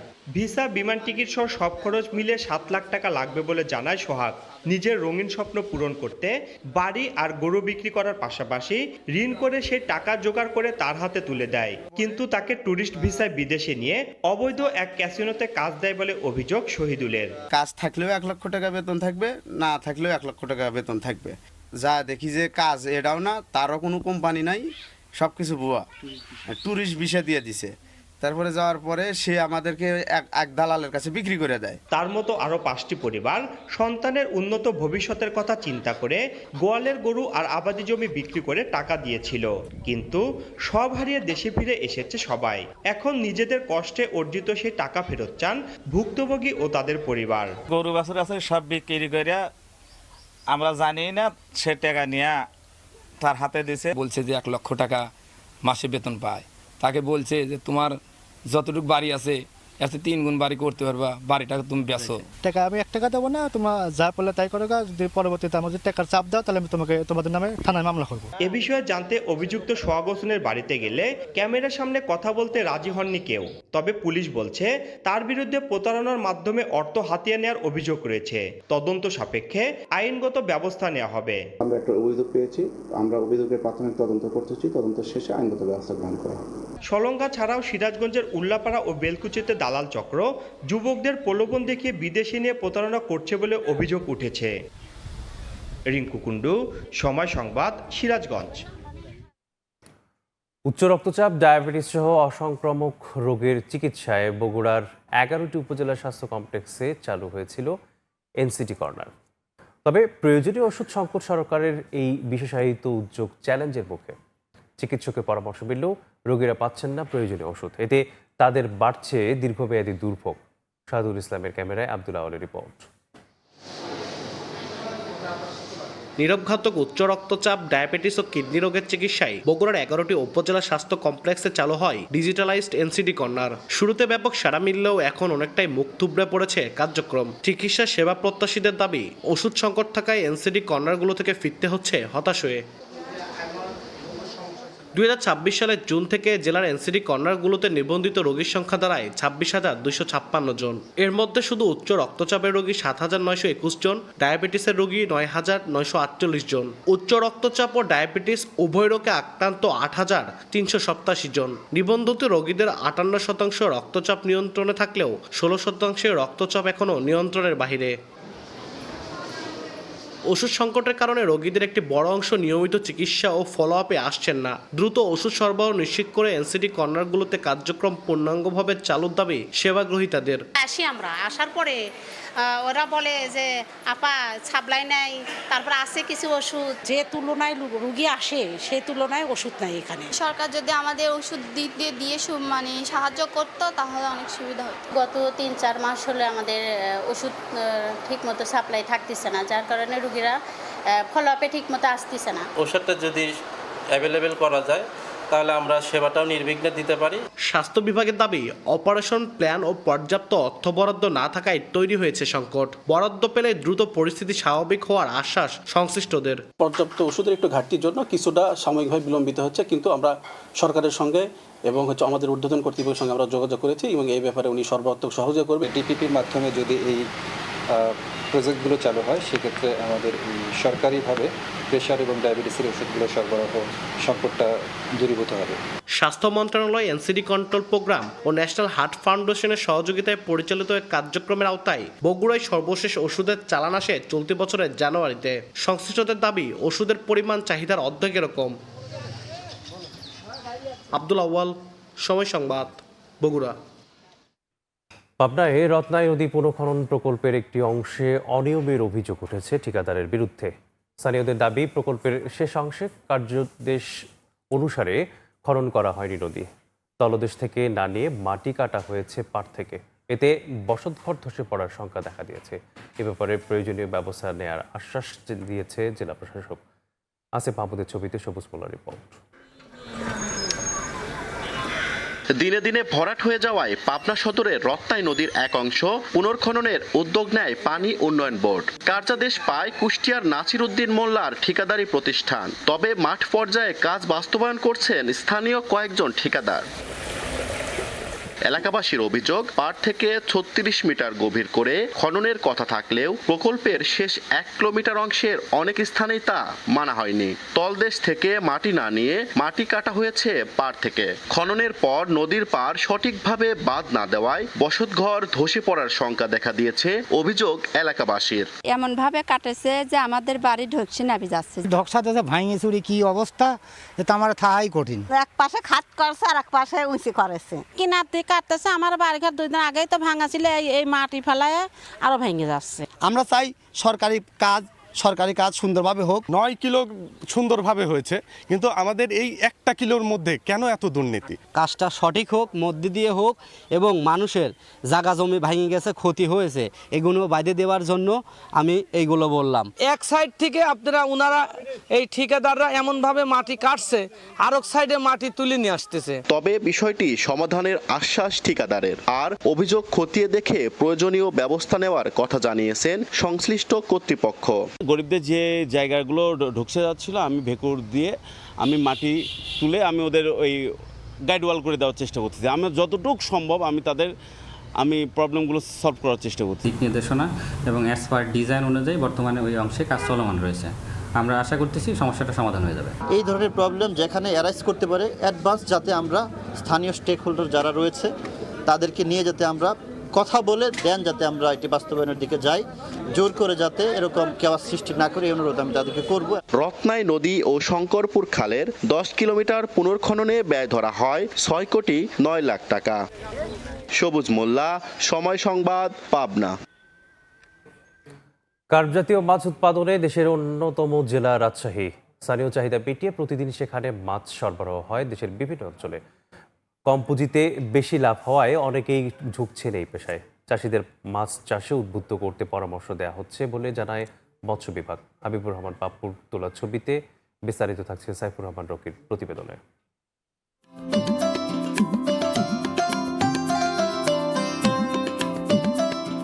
যেদিকে চোখ যায় সেদিকেই পুকুর আর পুকুর। অন্যান্য ফসলের চেয়ে মাছ চাষ তুলনামূলকভাবে বেশ লাভজনক হওয়ায় এ পেশায় ঝুঁকছেন অনেকে। তেমনি রাজশাহীর দুর্গাপুর উপজেলার গোলাম সাকলাইন 1994 সালে রাজশাহী বিশ্ববিদ্যালয়ে রসায়নে অনার্স পড়াকালীন সময়ে নিজ এলাকায় মাত্র 2 বিঘা জমিতে মাছ চাষ শুরু করেন। 7,000 টাকা পুঁজিতে শুরু করা চাষে প্রথমবারেই লাভ করেন 6,000 টাকা। এরপর আর পেছন ফিরে তাকাতে হয়নি তাকে। বর্তমানে 1000 বিঘা জমির পুকুর লিজ নিয়ে মাছ চাষ করায় কর্মসংস্থানের সুযোগ হয়েছে 152 জনের। কৃষির সাথে সাথে মাছ চাষকে আমি পেশা হিসেবে বেছে নিই এবং মাছ চাষ করবো বলে আমি সিদ্ধান্ত নিই। এইসব বিষয়গুলো হয়তো পরবর্তী সময় পারিবারিকভাবে কেউ চান নাই। এখন আমার পুকুরের সংখ্যা সেই থেকে শুরু করে আজ পর্যন্ত মাছ চাষ করে যাচ্ছি। এখন আমার পুকুরের সংখ্যা প্রায় 1000 বিঘা আয়তনের মতো। মিঠা পানির কার্প জাতীয় মাছ উৎপাদনে দেশের মধ্যে শীর্ষে রাজশাহী জেলা। বিভাগের মধ্যে নাটোর ও নওগাঁয় মাছের উৎপাদন ও বেচাকেনা বেশি হয়। তবে এসব অঞ্চলের পুকুরগুলোতে রুই, কাতলা, মৃগেল, জাপানি সিলভার কাপ, পাবদা, ট্যাংরা, শিং সহ বিভিন্ন ধরনের মাছ চাষ করা হয়। এসব মাছ পুকুর থেকে তুলে বিশেষ সংরক্ষণের মাধ্যমে জীবিত অবস্থায় সরবরাহ করা হয় রাজধানী সহ দেশের বিভিন্ন প্রান্তে। রাজশাহী অঞ্চলের লোকজন জিডিপিতে এই মাছ চাষে একটা যথেষ্ট অবদান রাখতেছি। হাউসে গেলে প্রথমে হাউস থেকে তখন টাকা চড়ে ঢাকা যাবে, মাছগুলো বিশেষ করে ঢাকা যাত্রাবাড়িতে যাবে। সব রকমের মাছ সব পুকুরে রাখার জন্য আমাদের মৎস্য খামার খুব উন্নত এবং আমাদের এই খামারে অনেক লোকজন খাটে। নতুন লোকও মাছ চাষ করতেছে, মাছের ভালো লাভবান। চাষিদের নানা পরামর্শ ও কর্মশালার পাশাপাশি উন্নত প্রযুক্তি ব্যবহার করে উৎপাদনশীল মাছ চাষের জন্য উদ্বুদ্ধ করা হচ্ছে বলে জানায় মৎস্য বিভাগ। মৎস্য অফিসের মাধ্যমে আমরা চাষিদের সেবা দিয়ে থাকি এবং রোগবালাই যাতে দ্রুত নিরাময় করে তারা চাষিরা লাভবান হতে পারে সেই প্রচেষ্টা রাখছি। 2024-25 অর্থ বছরে বরেন্দ্র অঞ্চলের 8টি জেলায় মোট পুকুরের সংখ্যা 4,49,653টি, মাছ চাষির সংখ্যা 1,65,706 জন। বছরে 5,96,467 মেট্রিক টন মাছ উৎপাদন হয়। এর মধ্যে নিজেদের চাহিদা মিটিয়ে 1,50,000 মেট্রিক টন মাছ দেশের বিভিন্ন প্রান্তে চলে যায়। প্রায় 3 লাখ মানুষের কর্মসংস্থানের সুযোগ সৃষ্টির পাশাপাশি বিদেশেও রপ্তানি হচ্ছে। সাইফুর রহমান রকি, সময় সংবাদ, রাজশাহী। নিয়ম অনুযায়ী 40 কেজিতে 1 মণ, অথচ রাজশাহীতে আম বিক্রির ক্ষেত্রে আড়তদাররা নিচ্ছেন প্রতি মণে 48 থেকে 52 কেজি আম। এর ফলে প্রতি মৌসুমে শত কোটি টাকার আম বিনামূল্যে চলে যাচ্ছে আড়তদার ও ব্যবসায়ীদের হাতে। এতে লাভের বদলে লোকসানে বাগানিরা। সম্প্রতি জেলা প্রশাসন আম বাজারে শৃঙ্খলা ফেরাতে ও ঢলন প্রথা বাতিলে উদ্যোগ গ্রহণের লক্ষ্যে কমিটি গঠন করেছে। আব্দুল সালামের ছবিতে মওদুদ রানার রিপোর্ট। রাজশাহীর বানেশ্বর ঈশ্বরদী আঞ্চলিক মহাসড়ক ভরা মৌসুমে সড়কের উপর বসেছে আমের বিশাল হাট। আড়তে স্থানীয় বাগানী সোহাগ হোসেন 40 মণ ফজলি আম বিক্রি করেন। এজন্য ঢলন বাবদ তাকে 8 মণ আম বিনামূল্যে দিতে হয় আড়তদারকে। এছাড়া প্রতিটি ক্যারেট 1.5 কেজি হলেও ওজন বাদ দেওয়া হয় 3 কেজি। সব মিলিয়ে বাড়তি আম দিতে হয় 10 মণ। আমাদের ঢলন দিতে হয় প্রতি মনে হচ্ছে 8 কেজি, আবার যদি আম খারাপ হয় আরও 2 কেজি 5 কেজি দিতে হয়। আবার হচ্ছে একটা ক্যারেট মাত্র 1.5 কেজি, কিন্তু সেখানে আমাদেরকে 3 কেজি 3.5 কেজি 4 কেজি ক্যারেটের ওজন বাদ দিতে হয়। স্থানীয়রা বলছেন রাজশাহী অঞ্চলের বাজারগুলোতে প্রতি মণে নির্ধারিত ওজনের চেয়ে 1-2 কেজি আম বাড়তি দেওয়ার প্রচলন দীর্ঘদিনের। তবে সেই ঢলন এখন অস্বাভাবিকভাবে বাড়িয়ে 40 কেজির দামে 50 কেজি পর্যন্ত আম নিচ্ছেন আড়তদাররা। পচনশীল হওয়ায় এবং সরবরাহ বেশি থাকায় বাগানিরা অনেকটা বাধ্য হয়েই বাড়তি আম দেন। একদিকে উৎপাদন ব্যয় বেশি, অন্যদিকে ঢলন, সব মিলিয়ে লাভের বদলে লোকসানে তারা। ক্যারেটের ওয়েট হচ্ছে ধরেন আপনার 1 কেজি 400 গ্রাম, ক্যারেটের ওজন দিচ্ছে বাদ দিচ্ছে 3 কেজি। ক্যারেট মধ্যে 46 এ দিছি, পরে হলো আপনার 47, তারপর হলো 48। এখন আস্তে আস্তে দিলে বাড়ছে, তাহলে কাশিরে লস না লাভ? লস হচ্ছে। এবার চাষিরে খুব একটা লাভ না। আমের দাম মাঝখানে খুব কম ছিল, এখন একটু বেড়েছে 2-3 দিন হলে। আড়তদার ও ব্যবসায়ীদের দাবি পরিবহন ও সংরক্ষণজনিত ক্ষতি পুষিয়ে নিতে ঢলন নিচ্ছেন তারা। বানেশ্বর বাজারে 8 কেজি ঢলন, আমরা 48 কেজিতে মনে হয়। আমের মধ্যে অনেক ফাটা পচা এসব থাকে, এই কারণে একটু বেশি বাদ দেওয়া হয়। যদি 1 মণ আম কিনি এখানে 3-4 কেজি আম এই জায়গায় বাদ হয়। পাঠি যদি জানে যে বাজার চলে এখানে 50 মণ, ও জায়গায় যায় 40 টাকা না। কৃষি বিভাগের তথ্য মতে এবছর প্রায় 800 কোটি টাকার আমের বাণিজ্য হবে। অর্থনীতিবিদরা বলছেন এ বাণিজ্যে 200 কোটি টাকার আম বিনামূল্যে পাচ্ছেন মধ্যস্বত্বভোগী, আর প্রকৃত মূল্য থেকে বঞ্চিত বাগানিরা। এমনিতে যেহেতু পচনশীল দ্রব্য বলেই তো এর মার্কেটে যখন সাপ্লাই বেড়ে যায় দাম অটোমেটিক্যালি মার্কেটে কমে যায়। তো মার্কেটের প্রাইসই কিন্তু এটাকে অ্যাড্রেস করে। এই বাদেও যখন আমরা তার কাছ থেকে পণ্য বেশি নেওয়া হচ্ছে, এটা এক ধরনের কৃষকের প্রতি অন্যায় করে আর কি, আমি বলবো। সম্প্রতি মহাসড়কের উপর থেকে বাজার সরিয়ে নেয়া, ঢলন প্রথা ও বাড়তি খাজনা আদায় বন্ধে সভা করেছে জেলা প্রশাসন। গঠিত হয়েছে 7 সদস্যের কমিটি। সব পক্ষের সঙ্গে আলোচনার পর প্রতিবেদন তৈরি করে ব্যবস্থা নেওয়ার কথা জানান সংশ্লিষ্ট কর্মকর্তা। হাট ইজারাদার, কৃষক, সাধারণ মানুষ বা যারা বড় বড় ব্যবসায়ী আছে সবাইকে একসাথে নিয়ে আমরা বসে যে সারা দেশে যেই প্রথাটি চলমান আছে 40 কেজিতে 1 মণ, সেই প্রথাটি এখানে চালু করার জন্য। কারণ এটি আমরা যদি প্রথমেই আমরা মেসিভ পর্যায়ে চলে যাই, মোবাইল কোড করি বা অন্য কোনো পানিশমেন্টে যাই, আসলে এটি দেখা যেতে পারে একটা বিশৃঙ্খলার সৃষ্টি হতে পারে। এই জন্য আমরা আসলে ধীরে সুস্থে আগাচ্ছি। বর্তমানে রাজশাহীর বাজারে আম্রপালি, লক্ষণভোগ, ফজলি আমের সরবরাহ বেশি। প্রকারভেদে 1200 থেকে 3500 টাকা প্রতি মণ দরে বিক্রি হচ্ছে এসব আম। মওদুদ রানা, সময় সংবাদ, রাজশাহী। চলতি মৌসুমে জয়পুরহাটে প্রতি কেজি আলু সংরক্ষণে কৃষকের 20 টাকা ব্যয় হলেও হিমাগার গেট থেকে বিক্রি হচ্ছে 14 টাকায়। এতে চরম হতাশায় চাষিরা। রফতানি সহ আলু নির্ভর শিল্প গড়ে তোলা হলে এই সংকট দূর হবে বলে জানান সংশ্লিষ্টরা। শাহিদুল ইসলাম সবুজের প্রতিবেদন, থাকছে বিস্তারিত। হিমাগার গেট থেকে আলু বিক্রিতে উঠছে না সংরক্ষণ খরচ, চরম হতাশায় চাষিরা। গত বছরের লোকসানের বোঝা কমাতে এবছর আলু চাষে পুরোদমে মনোযোগী হন জয়পুরহাটের কৃষক। বিঘা প্রতি উৎপাদন হয় অন্তত 90 থেকে 100 মণ আলু।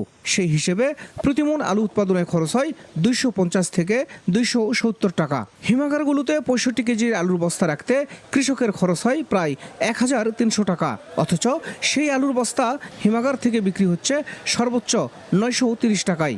লাভ দূরে থাক, কোনোভাবেই উৎপাদন খরচ তুলে আনতে পারছেন না কৃষক। এবারও তো লসের মুখ দেখিচ্ছি যে বাজার, সরকার যদি এর একটা পদক্ষেপ না নেয়, কোনো কিছু না করে, তাহলে তো আমরা কৃষকেরা সবাই ক্ষতিগ্রস্ত হয়ে যাবো। 1400-1500 টাকা আলুর বস্তা ফুসে, আর সেই আলু বেচা লাভ হলো 800 থেকে 900 টাকা। আলুর দাম খুবই কম, নিচ্ছে না, কেউই নিচ্ছে না, কোনো ব্যাপারেই নিচ্ছে না। এভাবে যদি আলুর বাজার পড়ে যায় তাহলে আমরা কিভাবে চলিব? 1030-এর আলু আর 920 টাকা আলু, তাহলে আমাকে 8 টাকা পয়সা আছে, আমরা তো পথের ভিখারি। কিছুদিন আগে ছিল 1050 টাকা, বর্তমানে আলুর বাজার 950 টাকা। এখন আলু ডেলিভারি নিতে গেলে একজন ব্যবসায়ী 3 থেকে 350 টাকা লোকসান হচ্ছে। এই আলু বিদেশে রপ্তানি সহ আলুর বহুমুখী ব্যবহার তৈরি করতে হবে। এছাড়া যেসব জেলায় আলুর উৎপাদন বেশি হয় সেসব জেলায় আলুর উপর নির্ভরশীল প্রতিষ্ঠান গড়ে তুলে কৃষকের ন্যায্য দাম নিশ্চিত করতে হবে। জেলায় প্রায় 43,000 হেক্টর জমিতে 10 লাখ মেট্রিক টন আলু উৎপাদিত হয়েছে, যা অন্যান্য বছরের তুলনায় রেকর্ড। রপ্তানি সহ আলু নির্ভর শিল্প গড়ে তোলা হলে এই সংকট দূর হবে বলে জানান সংশ্লিষ্টরা। সরকারের প্রতি আমাদের একটা আবেদন থাকবে যে এখানে একটি আলু ভিত্তিক যদি শিল্প কারখানা করা যায়, যে এখানে প্রচুর কাঁচামাল হিসেবে আলু ব্যবহৃত হবে, এরকম শিল্প কারখানা আমাদের এখানে করলে কৃষক ভাইদের এই সমস্যাটা চিরস্থায়ী সমাধান হবে। তারা আলুর দাম নিয়ে তাদেরকে আর কখনো চিন্তা করতে হবে না। কৃষি সম্প্রসারণ অধিদপ্তরের তথ্য মতে 5 উপজেলার 22টি হিমাগারে মৌসুমের শুরুতে সংরক্ষণ করা হয় 2,37,000 মেট্রিক টন আলু। গত 4 মাসে আলু খালাস হয় মাত্র 27,000 মেট্রিক টন। শাহিদুল ইসলাম সবুজ, সময় সংবাদ, জয়পুরহাট।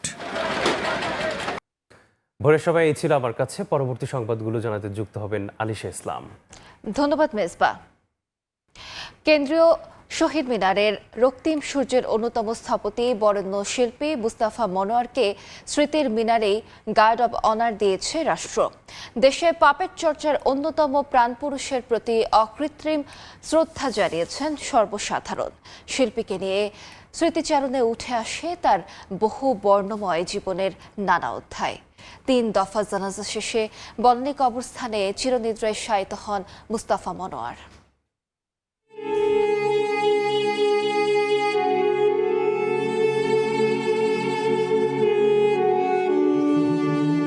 শিল্পের বহু মাধ্যম আপন সৃজন প্রতিভায় রাঙিয়ে 90 বছরের পরিক্রমা শেষে অনন্ত লোকে বরেণ্য চিত্রশিল্পী ও পাপেট চর্চার অন্যতম প্রাণপুরুষ মুস্তাফা মনোয়ার শেষবারের মতো কফিনবন্দি হয়ে এলেন কেন্দ্রীয় শহীদ মিনারে।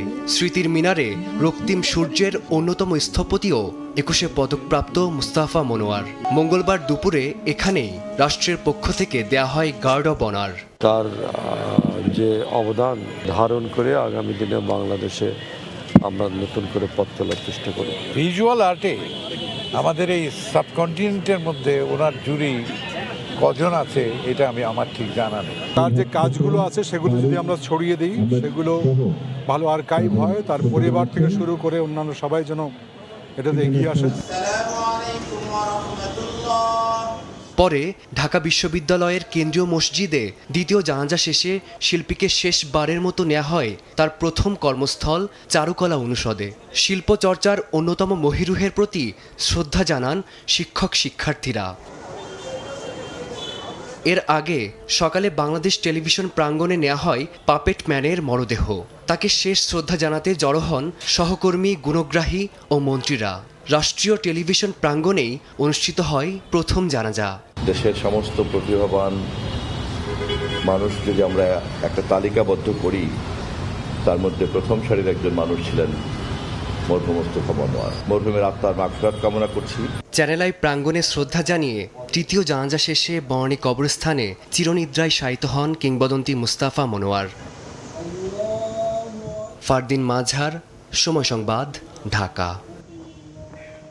ব্যাটারি চালিত রিকশা তুলে দেয়া ডিএমপির একার পক্ষে সম্ভব নয়। নিয়মিত অভিযান চলছে, সমস্যার সমাধানে সমন্বিতভাবে কাজ করছে পুলিশ, এমনটাই জানিয়েছেন ঢাকা মহানগর পুলিশ কমিশনার। রাজধানীর 19টি পয়েন্টে এআই ক্যামেরা সক্রিয় আছে জানিয়ে তিনি বলেন, চালুর পর থেকে এখন পর্যন্ত মামলা হয়েছে 1,500। ঢাকার রাস্তায় বিশৃঙ্খলা বাড়িয়েছে নিয়ন্ত্রণহীন ব্যাটারি চালিত রিকশা ও ইজি বাইক। এই বাহনগুলো চলাচলের কোনো নিবন্ধন ও বৈধতা নেই। রাজধানীতে কি পরিমাণ ব্যাটারি চালিত রিকশা চলছে তার সঠিক পরিসংখ্যানও নেই কোথাও। ঢাকার বিভিন্ন সড়কে কৃত্রিম বুদ্ধিমত্তা বা এআই ক্যামেরা চালু হওয়ায় ট্রাফিক সিগন্যাল মানতে বাধ্য হচ্ছেন যানবাহন চালকেরা। তবে ব্যাটারি চালিত রিকশা ও ইজি বাইকের চালকের নেই সেই বাধ্যবাধকতা। রাজধানীর মোহাম্মদপুরের লেক রোডে এআই ক্যামেরায় মনিটরিং কার্যক্রমের উদ্বোধন শেষে ডিএমপি কমিশনার বলেন, ব্যাটারি চালিত রিকশা পুলিশের একার পক্ষে উঠিয়ে দেয়া সম্ভব নয়। এই বিষয়ে আমরা আমাদের মন্ত্রণালয় এবং ঢাকা মেট্রোপলিটন পুলিশ আমরা সমন্বয় করছি এবং এই অটোরিকশার বিষয়ে আসলে ঢাকা মেট্রোপলিটন পুলিশের একার পক্ষে তো এই অটোরিকশা এখনই রাস্তা থেকে দূরীভূত করা সম্ভব নয়। আগে যেখানে ট্রাফিক সিগন্যালে যান চলাচল নিয়ন্ত্রণ করতে ঘাম ছুটে যেত পুলিশ সদস্যদের, এখন এআই ক্যামেরা বসানো পয়েন্টগুলোতে এসেছে দৃশ্যমান পরিবর্তন। ট্রাফিক ব্যবস্থা রাজধানীর 19টি মোড় বা ক্রসিংয়ে এআই ক্যামেরা বসানো হয়েছে জানিয়ে ডিএমপি কমিশনার বলেন, চালুর পর এখন পর্যন্ত মামলা হয়েছে 1,500, সমন জারি করা হয়েছে 38,000। এই মুহূর্তে আমাদের 15টি ইন্টারসেকশনে এআই ক্যামেরা বসানো আছে এবং তার সাথে আজকে আমাদের সংযুক্ত হলো আরও 4টি। এই সর্বমোট 19টি ইন্টারসেকশনে আমরা এআই ক্যামেরা চালু করেছি। 38,000 সমন আমাদের কাছে পেন্ডিং আছে। 1,500-এর মতো মামলা আমরা করেছি। ঢাকার বিভিন্ন মোড়ে 7 মে পরীক্ষামূলকভাবে এআই প্রযুক্তির ব্যবহার শুরু করে ঢাকা মহানগর পুলিশের ট্রাফিক বিভাগ। আইন লঙ্ঘনের ঘটনা ঘটলে সেই গাড়ি শনাক্ত করছে ক্যামেরা। সে অনুযায়ী সংশ্লিষ্ট গাড়ির মালিকের নামে ডিজিটালি মামলা দেওয়া হচ্ছে। বুলবুল রেজা, সময় সংবাদ, ঢাকা। ফরিদপুরের ভাঙ্গায় টর্চ লাইট জ্বালিয়ে 2 দল গ্রামবাসীর মধ্যে সংঘর্ষে একজন নিহত হয়েছেন। আহত হয়েছেন পুলিশ সহ অন্তত 15 জন। এ সময় 10টি দোকানে হামলা ও ভাঙচুরের ঘটনা ঘটে।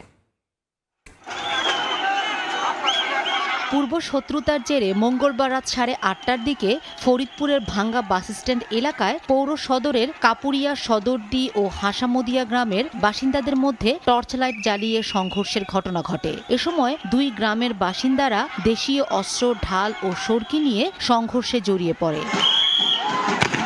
ঘণ্টাব্যাপী চলা সংঘর্ষে ঢাকা, খুলনা ও ঢাকা বরিশাল মহাসড়কের যান চলাচল বন্ধ হয়ে যায়। এ সময় বাসস্ট্যান্ড এলাকায় 10টি দোকানে হামলা ও ভাঙচুর করা হয়। সংঘর্ষে উভয় পক্ষের অন্তত 15 ব্যক্তি আহত হন।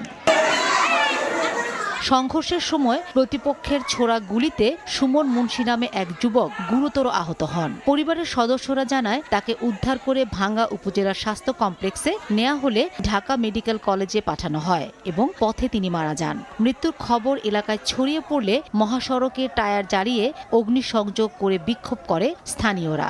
আমাদের এলাকার এক ছেলেকে হাসামদিয়ার কিছু ছেলে আটকে রাখছে ফ্লাইওভারে। আটকে রাখার পরে তাকে অনেক মারধর করা হয়েছে। তো এক পর্যায়ে এটা 2 গ্রামের মধ্যে একটা গ্যাঞ্জাম পরিস্থিতি তৈরি হয়। যে ছেলেটা মারা গেছে ও আমার ভাইস্তে হয়, ও হলো আমার পাশেই ডাল নিয়ে দাঁড়ানো, আর আমি হলো ব্রিজের এই কার্নিশের ওই সাইডে। ওই টাইমে একটা গুলি এসে ওর এদিক দিয়ে ঢুকে ওই পিছন দিয়ে বের হয়ে গেছে।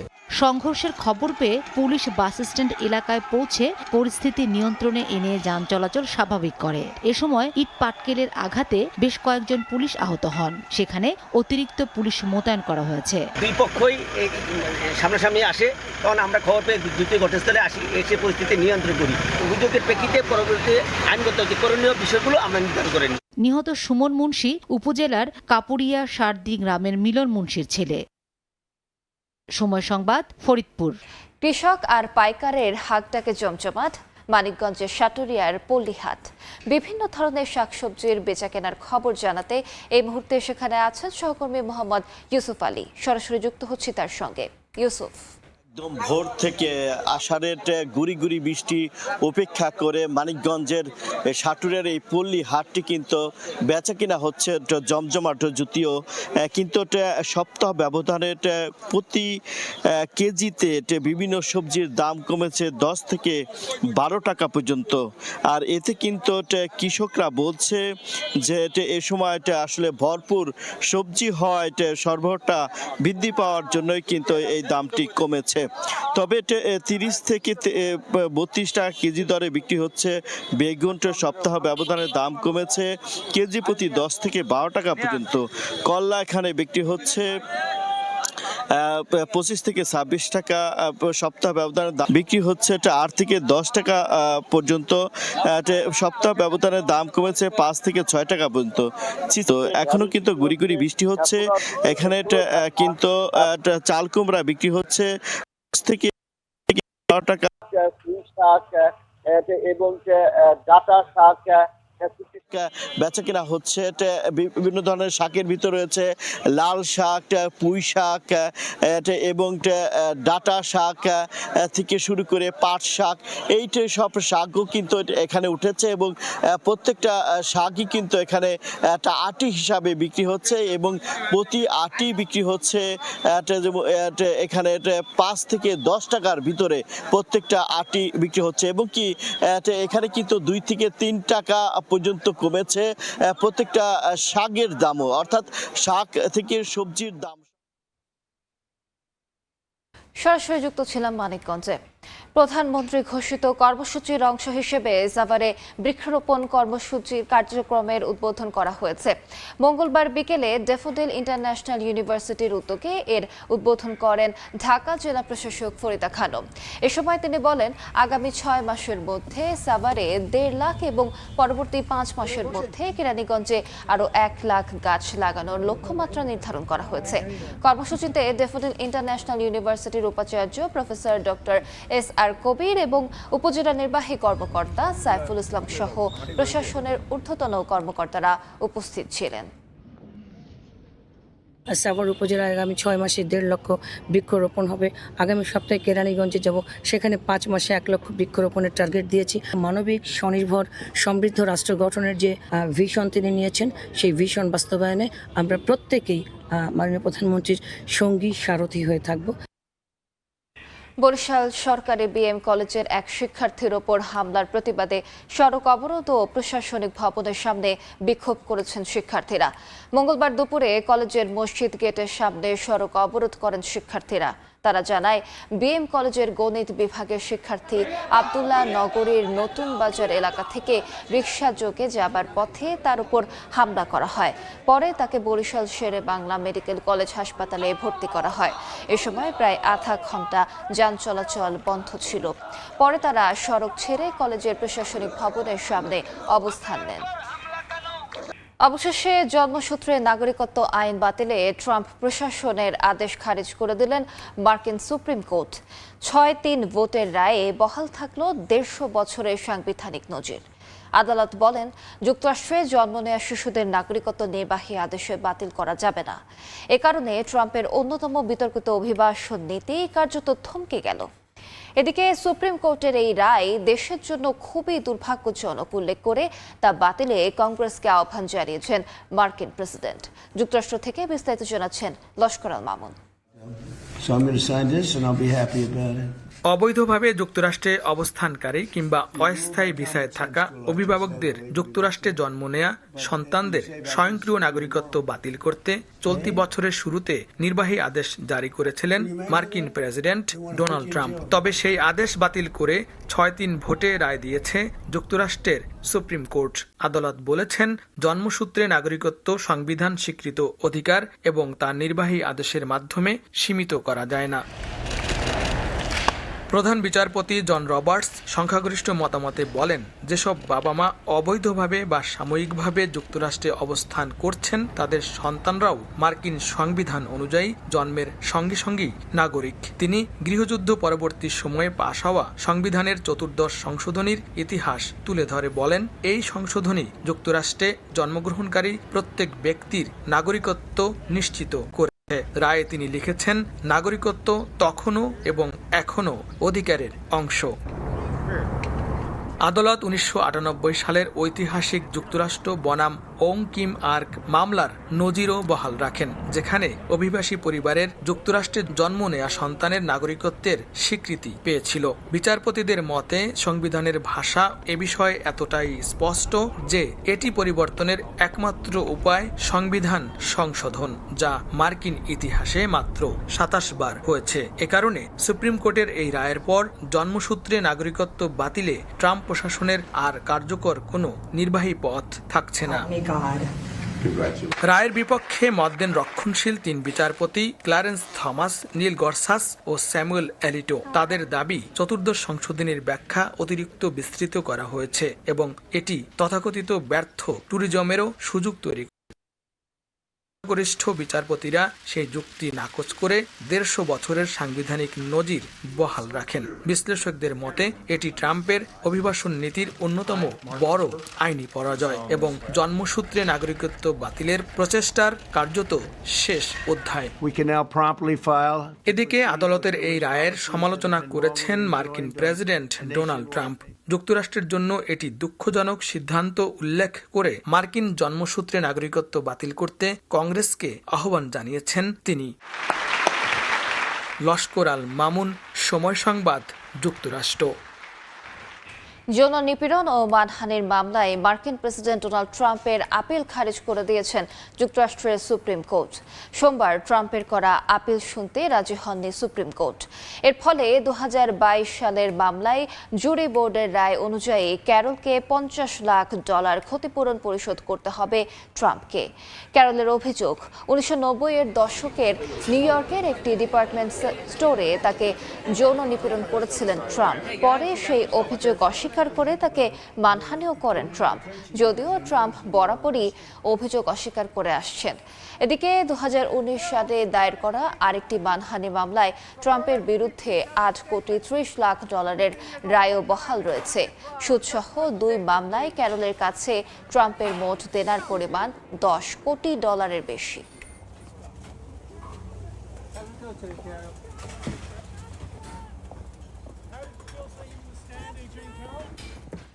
ইরান যুক্তরাষ্ট্র সমঝোতা স্মারক নিয়ে কূটনৈতিক তৎপরতা চললেও কাটছে না অনিশ্চয়তা। আলোচনা এগিয়ে নিতে দোহায় অবস্থান করছে দুদেশের প্রতিনিধি দল।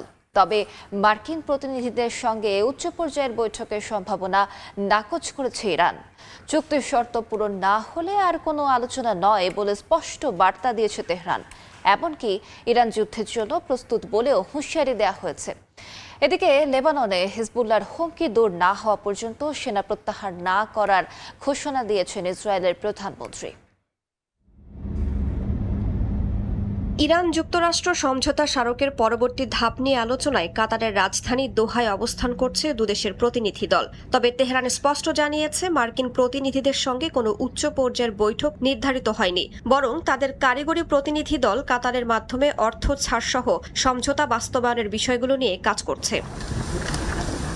কাতারও জানিয়েছে দুই দেশের কারিগরি পর্যায়ের আলোচনা মধ্যস্থতাকারীদের মাধ্যমে চললেও বর্তমানে কোনো উচ্চ পর্যায়ের সরাসরি বৈঠক হচ্ছে না। কাতারের প্রধানমন্ত্রী শেখ মোহাম্মদ বিন আব্দুর রহমান আল থানি, মার্কিন বিশেষ দূত স্টিভ উইটকফ এবং মার্কিন প্রেসিডেন্ট ডোনাল্ড ট্রাম্পের জামাতা জ্যারেড কুশনারের সঙ্গে বৈঠক করে মধ্যস্থতা অব্যাহত রাখার প্রতিশ্রুতি পুনর্ব্যক্ত করেছেন।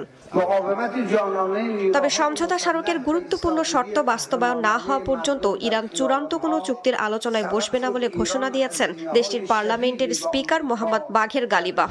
এসব শর্তের মধ্যে রয়েছে লেবাননের সংঘাত বন্ধ, হরমুজ প্রণালীতে মার্কিন নৌ অবরোধ প্রত্যাহার, 7 দিনের জন্য বাণিজ্যিক জাহাজ চলাচল নিশ্চিত করা, ইরানের তেল রপ্তানিতে ছাড় এবং জব্দ করা ইরানি অর্থ ছাড়। তিনি সতর্ক করে বলেন, আলোচনা বাস্তবায়িত না হলে যুদ্ধের জন্য প্রস্তুত রয়েছে ইরান। একই সঙ্গে হরমুজ প্রণালীতে নিজেদের সার্বভৌম অধিকারের প্রশ্নে কোনো আপোষ করা হবে না বলেও জানান তিনি। এদিকে লেবানন সীমান্তে উত্তেজনা কমার কোনো ইঙ্গিত দিচ্ছে না ইসরায়েল। দক্ষিণ লেবানন সফরে প্রধানমন্ত্রী বিনিয়ামিন নেতানিয়াহু বলেন, হিজবুল্লাহর হুমকি পুরোপুরি দূর না হওয়া পর্যন্ত সেখানে ইসরায়েলি সেনা অবস্থান করবে। সেনাদের যে কোনো হুমকির বিরুদ্ধে তাৎক্ষণিক ব্যবস্থা নেওয়ার নির্দেশও দিয়েছেন তিনি। রাইসা জান্নাত, সময় সংবাদ। গাজায় যুদ্ধবিরতিকে বৃদ্ধাঙ্গুলি দেখিয়ে হামলা অব্যাহত রেখেছে ইসরায়েলি বাহিনী। উপত্যকায় নতুন করে হামলায় শিশুসহ 2 ফিলিস্তিনি নিহত হয়েছেন। আহত হয়েছেন অন্তত 19 জন। জাতিসংঘ বলছে গাজার প্রায় 75% কৃষি জমি ক্ষতিগ্রস্ত হয়েছে। ধ্বংসস্তূপের মাঝেও স্বাভাবিক জীবনে ফেরার চেষ্টা করছেন ফিলিস্তিনিরা। এদিকে জাতিসংঘের নিরাপত্তা পরিষদের বৈঠকে গাজায় স্থায়ী যুদ্ধবিরতির আহ্বান জানিয়েছে চীন। যুদ্ধবিরতির পরও প্রায় প্রতিদিনই গাজাবাসীর ঘুম ভাঙে ইসরায়েলি বোমার শব্দে। গাজার উত্তরাঞ্চলের বেইত লাহিয়া থেকে শুরু করে দক্ষিণের খান ইউনিস বিভিন্ন এলাকায় নতুন করে ইসরায়েলি হামলার অভিযোগ উঠেছে। গাজার সিভিল ডিফেন্স জানিয়েছে বেইত লাহিয়ায় ইসরায়েলি হামলায় শক্তিশালী বিস্ফোরণ ঘটে। মঙ্গলবার আল মাওয়াসি এলাকায় একটি বৈদ্যুতিক বাইক লক্ষ্য করে ড্রোন হামলায় বেশ কয়েকজন ফিলিস্তিনি হতাহত হন। এছাড়া জাবালিয়া ও গাজা সিটির শেখ রাদওয়ান এলাকাতেও পৃথক ড্রোন হামলার খবর পাওয়া গেছে। এসব ঘটনায় তাৎক্ষণিক কোনো মন্তব্য করেনি ইসরায়েলি সেনাবাহিনী। খান ইউনিসে হামলার পর ধ্বংসস্তূপে ছড়িয়ে ছিটিয়ে থাকা তাঁবু ও ব্যক্তিগত জিনিসপত্রের মধ্যে স্বজনদের খুঁজতে দেখা যায় বাস্তুচ্যুত পরিবারগুলোকে। অবিরাম যুদ্ধের মাঝেও স্বাভাবিক জীবনে ফেরার চেষ্টা করছেন গাজার মানুষ। যুদ্ধের সময় ধ্বংস হয়ে যাওয়া একটি রন্ধন শিল্প একাডেমি নতুন জায়গায় আবারও চালু হয়েছে। বিদ্যুৎ সংকট, জ্বালানি ও কাঁচামালের তীব্র অভাব সত্ত্বেও তরুণ তরুণীরা পেশাগত প্রশিক্ষণ নিচ্ছেন। জাতিসংঘের তথ্য অনুযায়ী গাজার প্রায় 75% কৃষিজমি ক্ষতিগ্রস্ত হয়েছে। প্রায় 80% মানুষ এখনও বাস্তুচ্যুত এবং অধিকাংশ জনগণ তীব্র খাদ্য সংকটে রয়েছেন। এর মধ্যেই গাজা সীমান্তের কেরেম শালম ক্রসিং এর কাছে নতুন একটি লজিস্টিক সহায়তা কেন্দ্রের ছবি প্রকাশ করেছে মার্কিন প্রেসিডেন্ট ডোনাল্ড ট্রাম্পের বোর্ড অব পিস। তবে এর কার্যক্রম নিয়ে বিস্তারিত কিছু জানানো হয়নি। এদিকে গাজায় স্থায়ী যুদ্ধবিরতির আহ্বান জানিয়েছে চীন। জাতিসংঘের নিরাপত্তা পরিষদের বৈঠকে দেশটির স্থায়ী প্রতিনিধি বলেন, গাজায় 2 মিলিয়নের বেশি মানুষ ধ্বংসস্তূপের মধ্যে চরম মানবিক সংকটে দিন কাটাচ্ছেন।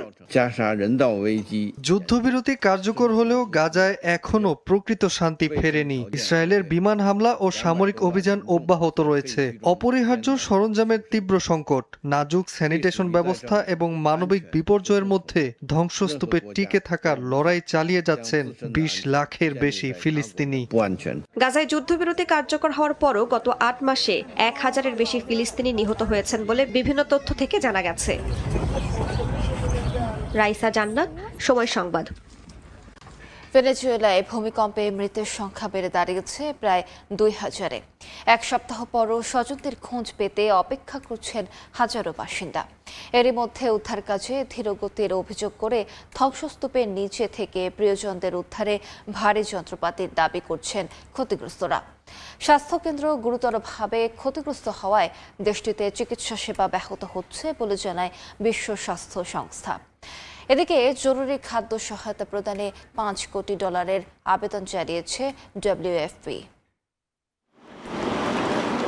স্বজনদের আহাজারিতে ভারী হয়ে উঠেছে ভেনেজুয়েলার উপকূলীয় রাজ্য লা গুয়েরার আকাশ। প্রিয়জনদের ফিরে পাওয়ার অপেক্ষায় দিন গুনছেন বাসিন্দারা। তবে ভারী যন্ত্রপাতির সংকট আর উদ্ধার কাজের ধীরগতিতে হতাশা প্রকাশ করেন অনেকে। তবু ধ্বংসস্তূপের পাশে অপেক্ষা করতে দেখা যায় স্বজনহারাদের।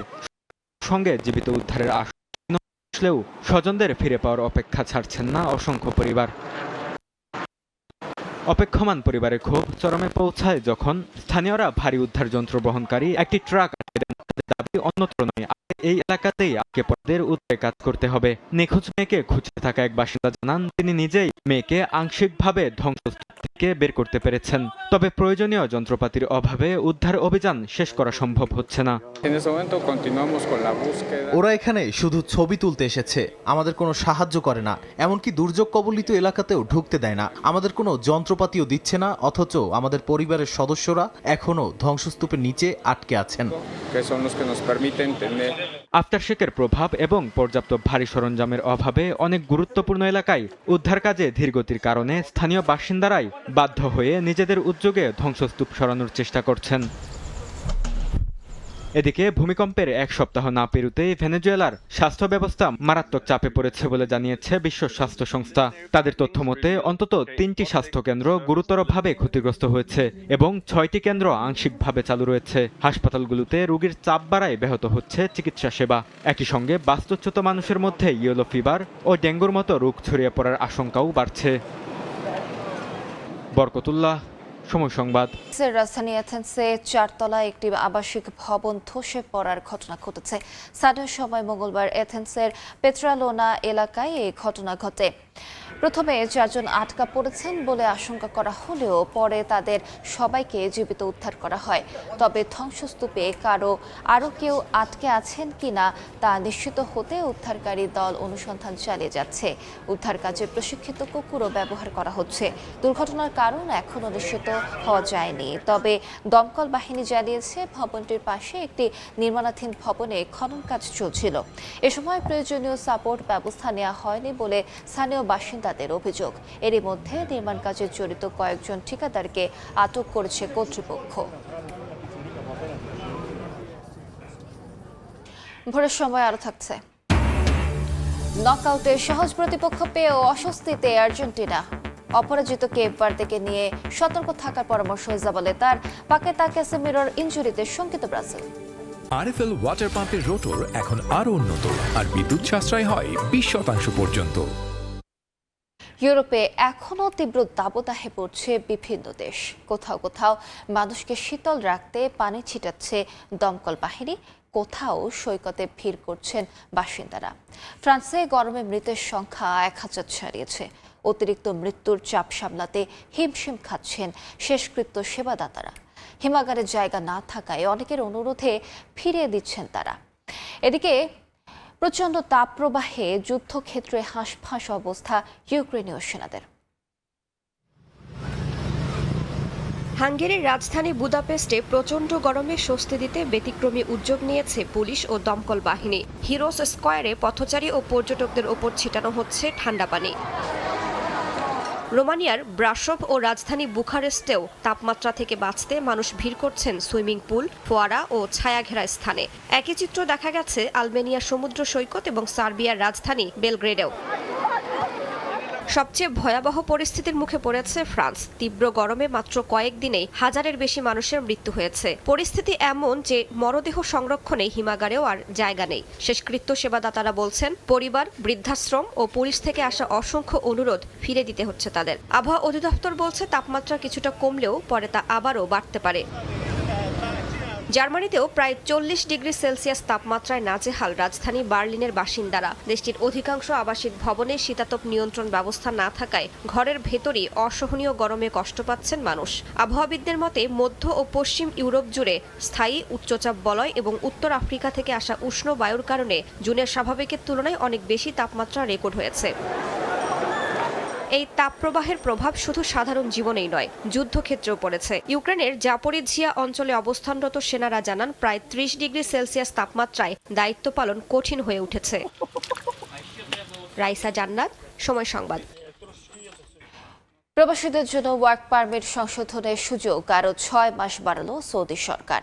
দেশটির মানব সম্পদ ও সামাজিক উন্নয়ন মন্ত্রণালয় HRSD জানিয়েছে ওয়ার্ক পারমিট সংক্রান্ত জটিলতা নিরসনের সময়সীমা বাড়িয়ে করা হয়েছে 2026 সালের 31 ডিসেম্বর পর্যন্ত। নতুন সিদ্ধান্তে দীর্ঘদিন মেয়াদোত্তীর্ণ ওয়ার্ক পারমিটধারী এবং নির্ধারিত সময়েও পারমিট না পাওয়া কর্মীরাও সংশোধনের সুযোগ পাবেন। রিয়াদ থেকে আরিফুর রহমানের রিপোর্ট। সৌদি প্রবাসীদের ওয়ার্ক পারমিট সংক্রান্ত জটিলতা সমাধানে আগে 30 জুন পর্যন্ত সময় দিয়েছিল সৌদি মানব সম্পদ ও সামাজিক উন্নয়ন মন্ত্রণালয়। তবে নতুন সিদ্ধান্তে সেই সময়সীমা বাড়িয়ে করা হয়েছে 2026 সালের 31 ডিসেম্বর পর্যন্ত। সংশ্লিষ্টরা বলছেন হাজারো প্রবাসীর জন্য এটি বৈধ কর্মসংস্থানে ফিরে আসার বড় সুযোগ, বিশেষ করে যাদের ওয়ার্ক পারমিট 12 মাসের বেশি আগে মেয়াদ উত্তীর্ণ হয়েছে বা চাকরিতে যোগদানের 6 মাস পরও পারমিট পাননি, তারাও এখন সংশোধনের আবেদন করতে পারবেন। আজকে শেষ হওয়ার তারিখ ছিল, কিন্তু সরকার আমাদের জন্য একটা সুন্দর সুখবর দিয়েছে যে সেটা ডিসেম্বর পর্যন্ত এক্সটেন্ড করা হয়েছে, যা আমাদের জন্য অনেকটা স্বস্তির খবর। যারা পার্সোনালি আকামা বানায় নাই তাদের জন্য আকামা করার আবার সুযোগ রাখছে ডিসেম্বর পর্যন্ত। যদি সেই পর্যন্ত না বানায় সৌদি সরকারের হয়তোবা শাস্তির কোনো ব্যবস্থা আছে, সেটা করতে পারে। নিয়োগকর্তার গাফিলতি, প্রশাসনিক জটিলতা কিংবা দালাল চক্রের প্রতারণার কারণে বহু বাংলাদেশি প্রবাসী দীর্ঘদিন ধরে বৈধ কাগজপত্রের সংকটে রয়েছেন। অনেকেই কফিল না পেয়ে কাজ হারিয়েছেন, আবার কেউ কেউ মানবেতর জীবনযাপন করছেন, এমনকি খোলা আকাশের নিচে কিংবা মসজিদের চত্বরে রাত কাটানোর ঘটনা ঘটছে। এদিকে যারা বৈধভাবে দেশে ফিরতে চান তাদের প্রয়োজনীয় আইনি ও কনসুলার সহায়তা দিতে প্রস্তুত রয়েছে বাংলাদেশ দূতাবাস। সময়সীমার মধ্যে প্রয়োজনীয় প্রক্রিয়া সম্পন্ন করলে সর্বোচ্চ সহযোগিতা করা হবে। আপনি দ্রুত ডিসেম্বরের 31 তারিখের আগেই হয় ট্রান্সফার হয়ে যান অথবা বৈধভাবে দেশে চলে যান। দেশে চলে যাওয়ার জন্য যদি দূতাবাসে আসেন, যেটাকে আপনারা আউটপাস বলে থাকেন বা স্পেশাল এক্সিট প্রোগ্রাম, ইকামা এক্সপায়ারদের জন্য সেটা সেই সুবিধাটা গ্রহণ করতে পারেন। অর্থাৎ আপনি বৈধভাবে সৌদি আরবে থাকলেও বৈধভাবে থাকেন, অথবা সৌদি আরব থেকে বের হলেও বৈধভাবে বের হন। প্রবাসীদের আশা সময়সীমা বাড়ানোর এই সিদ্ধান্তে অনেকেই আবার বৈধতার আওতায় ফিরে আসতে পারবেন। এতে কর্মসংস্থানে স্থিতিশীলতা বাড়বে, কমবে গ্রেপ্তার ও আইনি জটিলতার ঝুঁকি। আরিফুর রহমান, সময় সংবাদ, সৌদি আরব। খবর সবার আগে জানতে চোখ রাখুন সময় সংবাদে। 40 গাড়ি একদিন ঢাকা শহরে আমদানি আছে, এদের কথা কোনো ঘাটতি নাই। সরকারি লোক যখন যায় তখন কম দামে ঠিকই বিক্রি করে। 1100 ধান নেওয়ার লোক নেই, এমন অবস্থা। ধানের দামটা বেশি পাওয়া যাচ্ছে, এরকম ফসল সবসময় হয় না, এবারে অনেক ভালো ফসল হয়েছে আর কি। দেখছেন ভোরের সময়। মনের মতো ডিজাইন আর stylish collection, Regal furniture, furnish your dream. আবারও বিশ্বকাপ ফুটবল প্রসঙ্গ। রাউন্ড অফ 32-তে কেপ ভার্দের বিপক্ষে আর্জেন্টিনার ম্যাচটা সহজ হবে না, এমনটাই জানিয়েছেন দেশটির সাবেক ফুটবলার পাবলো জাবালেতা। কেপ ভার্দে নিজ যোগ্যতায় নকআউট পর্বে এসেছে বলে মন্তব্য করেন আর্জেন্টাইন কিংবদন্তি। বিশ্বকাপে এখন পর্যন্ত কোনো ম্যাচ না হারা কেপ ভার্দের বিপক্ষে লিওনেল মেসিদের সতর্ক থাকতে বললেন জাবালেতা। যুক্তরাষ্ট্রের মায়ামি থেকে আরও জানাচ্ছেন সাজিদ মুস্তাহিদ। এই মায়ামি স্টেডিয়ামে আর্জেন্টিনা শুরু করবে তাদের নকআউট মিশন। রাউন্ড অফ 32 ম্যাচে লিওনেল মেসির দলের প্রতিপক্ষ কেপ ভার্দে। এই কেপ ভার্দে এবারের ওয়ার্ল্ড কাপের অন্যতম সারপ্রাইজ প্যাকেজ। প্রথমবারের মতো তারা বিশ্বকাপে খেলতে এসেছে অচেনা অজানা একটি দল, এরই মধ্যে জায়গা করে নিয়েছে নকআউট পর্বে। অনেকেই বলছেন একটা সহজ ম্যাচ হতে যাচ্ছে আর্জেন্টিনার জন্য। আসলেই কি ম্যাচটা সহজ হবে আর্জেন্টিনার জন্য? দলটার অন্যতম নায়ক এবং নকআউট পর্বে নিয়ে আসার মূল কারিগর বলা যায় গোলরক্ষক ভার্জিনিয়াকে। এই ভার্জিনিয়া কিন্তু স্পেনের বিপক্ষে ম্যাচে 7টি গোল সেভ করে রেকর্ড বুকে নাম লিখিয়েছিল। মায়ামিতে ফিফা টেকনিক্যাল স্টাডি গ্রুপের একটা সংবাদ সম্মেলন ছিল এবং সেই সংবাদ সম্মেলনে কথা বলেছেন মেসির সঙ্গে ফিফা অনূর্ধ্ব 20 বিশ্বকাপ খেলা পাবলো জাবালেতা। কেপ ভার্দে নকআউট পর্বে তাদের যোগ্যতা দিয়ে উঠেছে, তাদের নিয়ে আলাদা কিছু বলতে চাই না, শুধু অভিনন্দন জানাতে চাই। তবে আর্জেন্টিনার জন্য মায়ামিতে ম্যাচটা অবশ্যই কঠিন হতে চলছে।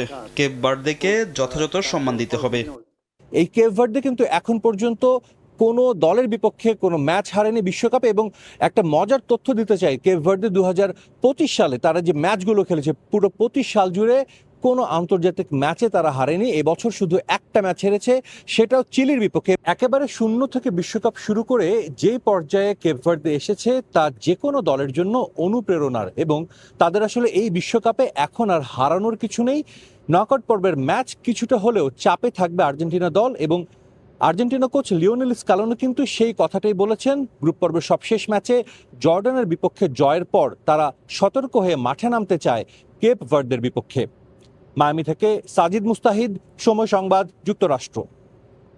সুইডিশদের বিপক্ষে ভয়ঙ্কর রূপে হাজির ফরাসিরা। নকআউট পর্বে ফ্রান্সের দানবীয় পারফরমেন্সে খুশি ভক্তরাও। স্থানীয় সময় মঙ্গলবার বিকেলে নিউ ইয়র্ক নিউ জার্সির মেটলাইফ স্টেডিয়ামে খেলা দেখেন 80,000 দর্শক। এদের মধ্যে ছিলেন অনেক বাংলাদেশিও। যুক্তরাষ্ট্রের দর্শকদের খবর জানাচ্ছেন হাসানুজ্জামান সাকি। বিশ্বকাপের ইতিহাসে প্রথম মুখোমুখি ফ্রান্স সুইডেন। ফলাফল ব্ল্যাক গোল্টের জালে লা ব্লুজদের 3 গোল। ভাগ্যদেবী বোধহয় খুব একটা সুপ্রসন্ন ছিল না ফ্রান্সের পক্ষে। ব্যবধানটা অবশ্য 5-0 হতে পারত। অনেকে অবশ্য এটাকে বলছেন ফরাসি বিপ্লব। তবে বিপ্লব না হোক, এমবাপে, অলিসে, ডেম্বেলে অন্তত এই ত্রয়ীর সামনে দাঁড়াতেই পারেনি ভিক্টর ইসাকরা। মঙ্গলবার নিউ ইয়র্ক নিউ জার্সির ম্যাটলাইফ স্টেডিয়ামে বিধ্বংসী ফুটবল দেখেছে 1.25 লাখেরও বেশি দর্শক। ইট ওয়াজ ফ্যাবুলাস, খুবই ভালো খেলা ছিল, অনেক মজা করছি আমরা। হ্যাঁ, আর ফ্রান্সে যে 3টা গোল দিল, এটা মানে অনেক মজা করছি আমরা, আনবিলিভেবল। গ্রুপ পর্বে টানা জয় নিয়ে নকআউট পর্বে এসেছিল ফ্রান্স। অন্যদিকে তৃতীয় হওয়া দলগুলোর একটি হিসেবে কোনো রকমে নকআউটে আসে সুইডেন। তাই এই ফলাফলটা হয়তো প্রত্যাশিতই ছিল, তবুও বিশ্বকাপ বলে কথা। ফেভারিট ফ্রান্সের খেলা দেখতে উৎসব মুখর নিউ জার্সির ইস্ট রাদারফোর্ড। খেলা শেষে তাই এমন তৃপ্তি ফরাসি ভক্তদের চোখে মুখে। হতাশ নন সুইডিশরাও, বিনোদন ভেবে খুশি তারাও। অনেক ভালো লেগেছে। I was supporting France and Mbappe won, so I'm really happy. অনেক সুন্দর খেলা হয়েছে, এমবাপের খেলা, এবং টোটাল খেলাটাই খুব ভালো লাগছে। সার্থক হয়েছে আসাটা। আমি ভার্জিনিয়া থেকে আসছি এই খেলাটা দেখার জন্য। It's a little bit sad, but we could see France play some more. They were just dominant. Great, man. It's a fun game. Wish we had a better outcome. Round 16 পরবর্তী খেলায় প্যারাগুয়ের মুখোমুখি হবে ফ্রান্স। 1998 সালের বিশ্বকাপে প্যারাগুয়ের মুখোমুখি হয়েছিল France. সে খেলায় 1 গোলে জিতেছিল ফ্রান্স। আর এখন পর্যন্ত 5 বার তারা মুখোমুখি হয়েছে, তার মধ্যে 3 বারই জিতেছে দিদিয়ের দেশমের শিষ্যরা, আর 2 বার হয়েছে ড্র। এখন পরবর্তী খেলায় প্যারাগুয়ের বিপক্ষে কি ফলাফল হয় তার উত্তর দেবে ফিলাডেলফিয়া স্টেডিয়াম, আর এর জন্য অপেক্ষা করতে হবে 5 জুলাই পর্যন্ত। Hasanuzzaman Saki, Somoy Sangbad, Matt live stadium, New York, New Jersey, যুক্তরাষ্ট্র। 25 বছর পর জিম্বাবুয়ের কাছে ইনিংস ব্যবধানে টেস্ট হারল বাংলাদেশ। হারারেতে 2 ইনিংস মিলেও স্বাগতিকদের করা 410 রান তুলতে পারেনি টাইগাররা। মাত্র 2.5 দিনের লড়াইয়ে টাইগাররা হেরেছে ইনিংস ও 85 রানের ব্যবধানে। 230 রানে পিছিয়ে থেকে তৃতীয় দিন শুরু করেন জয় ও মুমিনুল। ইনিংস পরাজয় এড়াতে হাতে ছিল 9 উইকেট। তবে ব্লেসিং মুজারাবানের বোলিং তোপে একে একে সাজঘরে ফেরেন জয়, মুমিনুল, মুশফিক, হৃদয়রা। তাতে 126 রানে 6 উইকেট হারিয়ে বিপাকে পড়ে টাইগাররা।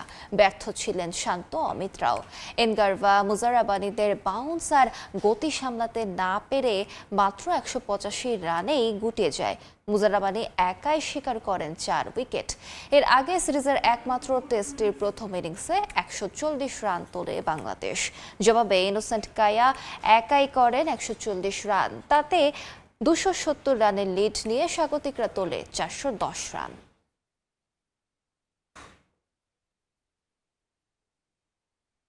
কন্ডিশনের সঙ্গে মানিয়ে নিতে না পারাতেই জিম্বাবুয়ের বিপক্ষে ইনিংস ব্যবধানে হেরেছে বাংলাদেশ। পাশাপাশি প্রথম ইনিংসে ব্যাটারদের ব্যর্থতার কারণেই আর ঘুরে দাঁড়ানো সম্ভব হয়নি বলেও মনে করেন টাইগার অধিনায়ক নাজমুল হোসেন শান্ত। হারের ব্যাখ্যা দিতে গিয়ে ব্যাটারদের দায়িত্বহীন পারফরম্যান্সকে কাঠগড়ায় দাঁড় করিয়েছেন তিনি। টানা 4 টেস্ট জয়ে সাদা পোশাকে দুর্দান্ত সময় কাটাচ্ছিল বাংলাদেশ। সামনেই আছে অস্ট্রেলিয়ার মাটিতে 2 ম্যাচের টেস্ট সিরিজ। দীর্ঘ 23 বছর পর এসেছে এই সুযোগ। অজিবোদের প্রস্তুতি নিতেই জিম্বাবুয়ের সঙ্গে টেস্ট ম্যাচ আয়োজন, যেখানে ব্যাটে বলে কেবল হতাশার গল্প।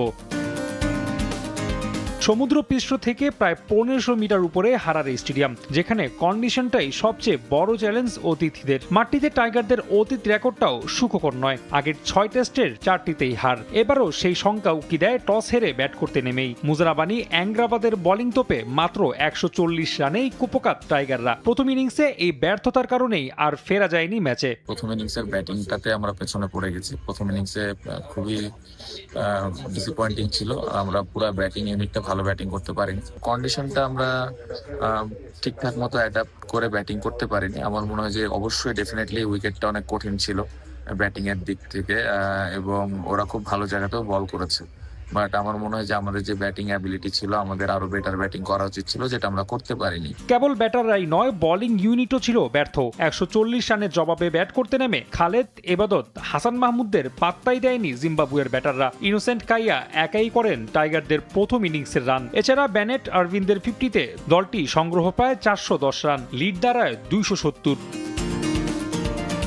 এরপর দ্বিতীয় ইনিংসেও সেই একই চিত্র। মুজরাবানীদের গতি আর বাউন্সে পরাস্ত হয়ে টাইগাররা আটকে যায় 185 রানে। 2 ইনিংস মিলেও স্বাগতিকদের চেয়ে 85 রান কম, মাত্র আড়াই দিনেই ম্যাচ হার। তাতে 25 বছর পর দলটির বিপক্ষে ইনিংস ব্যবধানে টেস্ট পরাজয়। অবশ্য ম্যাচ হারলেও এই কন্ডিশনে খেলার অভিজ্ঞতাটা অস্ট্রেলিয়ার মাটিতে বেশ কাজে আসবে বলে বিশ্বাস শান্তর। আমরা যেভাবে টেস্ট ক্রিকেটটা খেলতেছিলাম লাস্ট কিছুদিন ধরে, তারপরে এরকম একটা পারফরমেন্স অবশ্যই ডিসঅ্যাপয়েন্টিং, বাট হ্যাঁ, এখান থেকে আমাদের লার্নিং এর অনেক জায়গা আছে। সামনে অস্ট্রেলিয়া সিরিজ আছে, সো এই কন্ডিশনে আসলে কিরকম ভাবে ব্যাটিং করতে হয় বা কিরকম ভাবে বোলিং করতে হয়, এটা আমাদের হয়তো সামনের দিকে কাজে আসবে এবং ওই অনুযায়ী আমরা প্রিপারেশনটা নিতে পারবো। বাট ক্যাপ্টেন হিসেবে আমি বলবো যে এটা অনেক ডিসঅ্যাপয়েন্টিং পারফরমেন্স ছিল। একই ভেন্যুতে আগামী 6 জুলাই 3 ম্যাচের ওয়ানডে সিরিজ খেলতে নামবে বাংলাদেশ। দেশটির মাটিতে সর্বশেষ ওয়ানডে সিরিজটাও 2-1 ব্যবধানে হেরেছিল টাইগাররা। এবার সুযোগ থাকছে সেই স্মৃতি মুছে ফেলার। রাফি আমিন, সময় সংবাদ। এ পর্যায়ে শীর্ষ সংবাদগুলো জানিয়ে দিচ্ছে আরেকবার।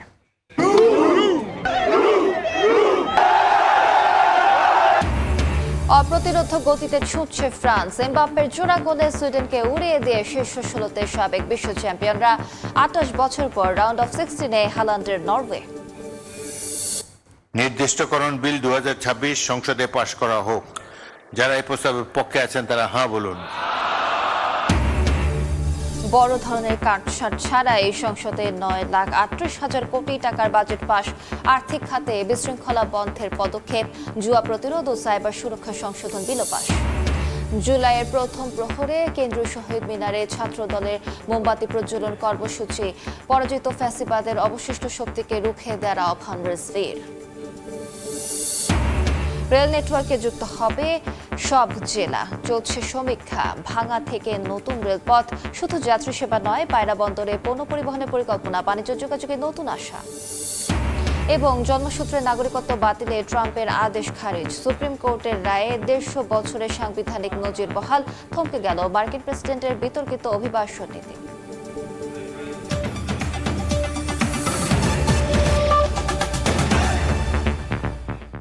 এই ছিল ভোরের সময়। দর্শক, বিশ্বকাপ ফুটবলের মহাযজ্ঞ সরাসরি সম্প্রচার করছে সময় টেলিভিশন।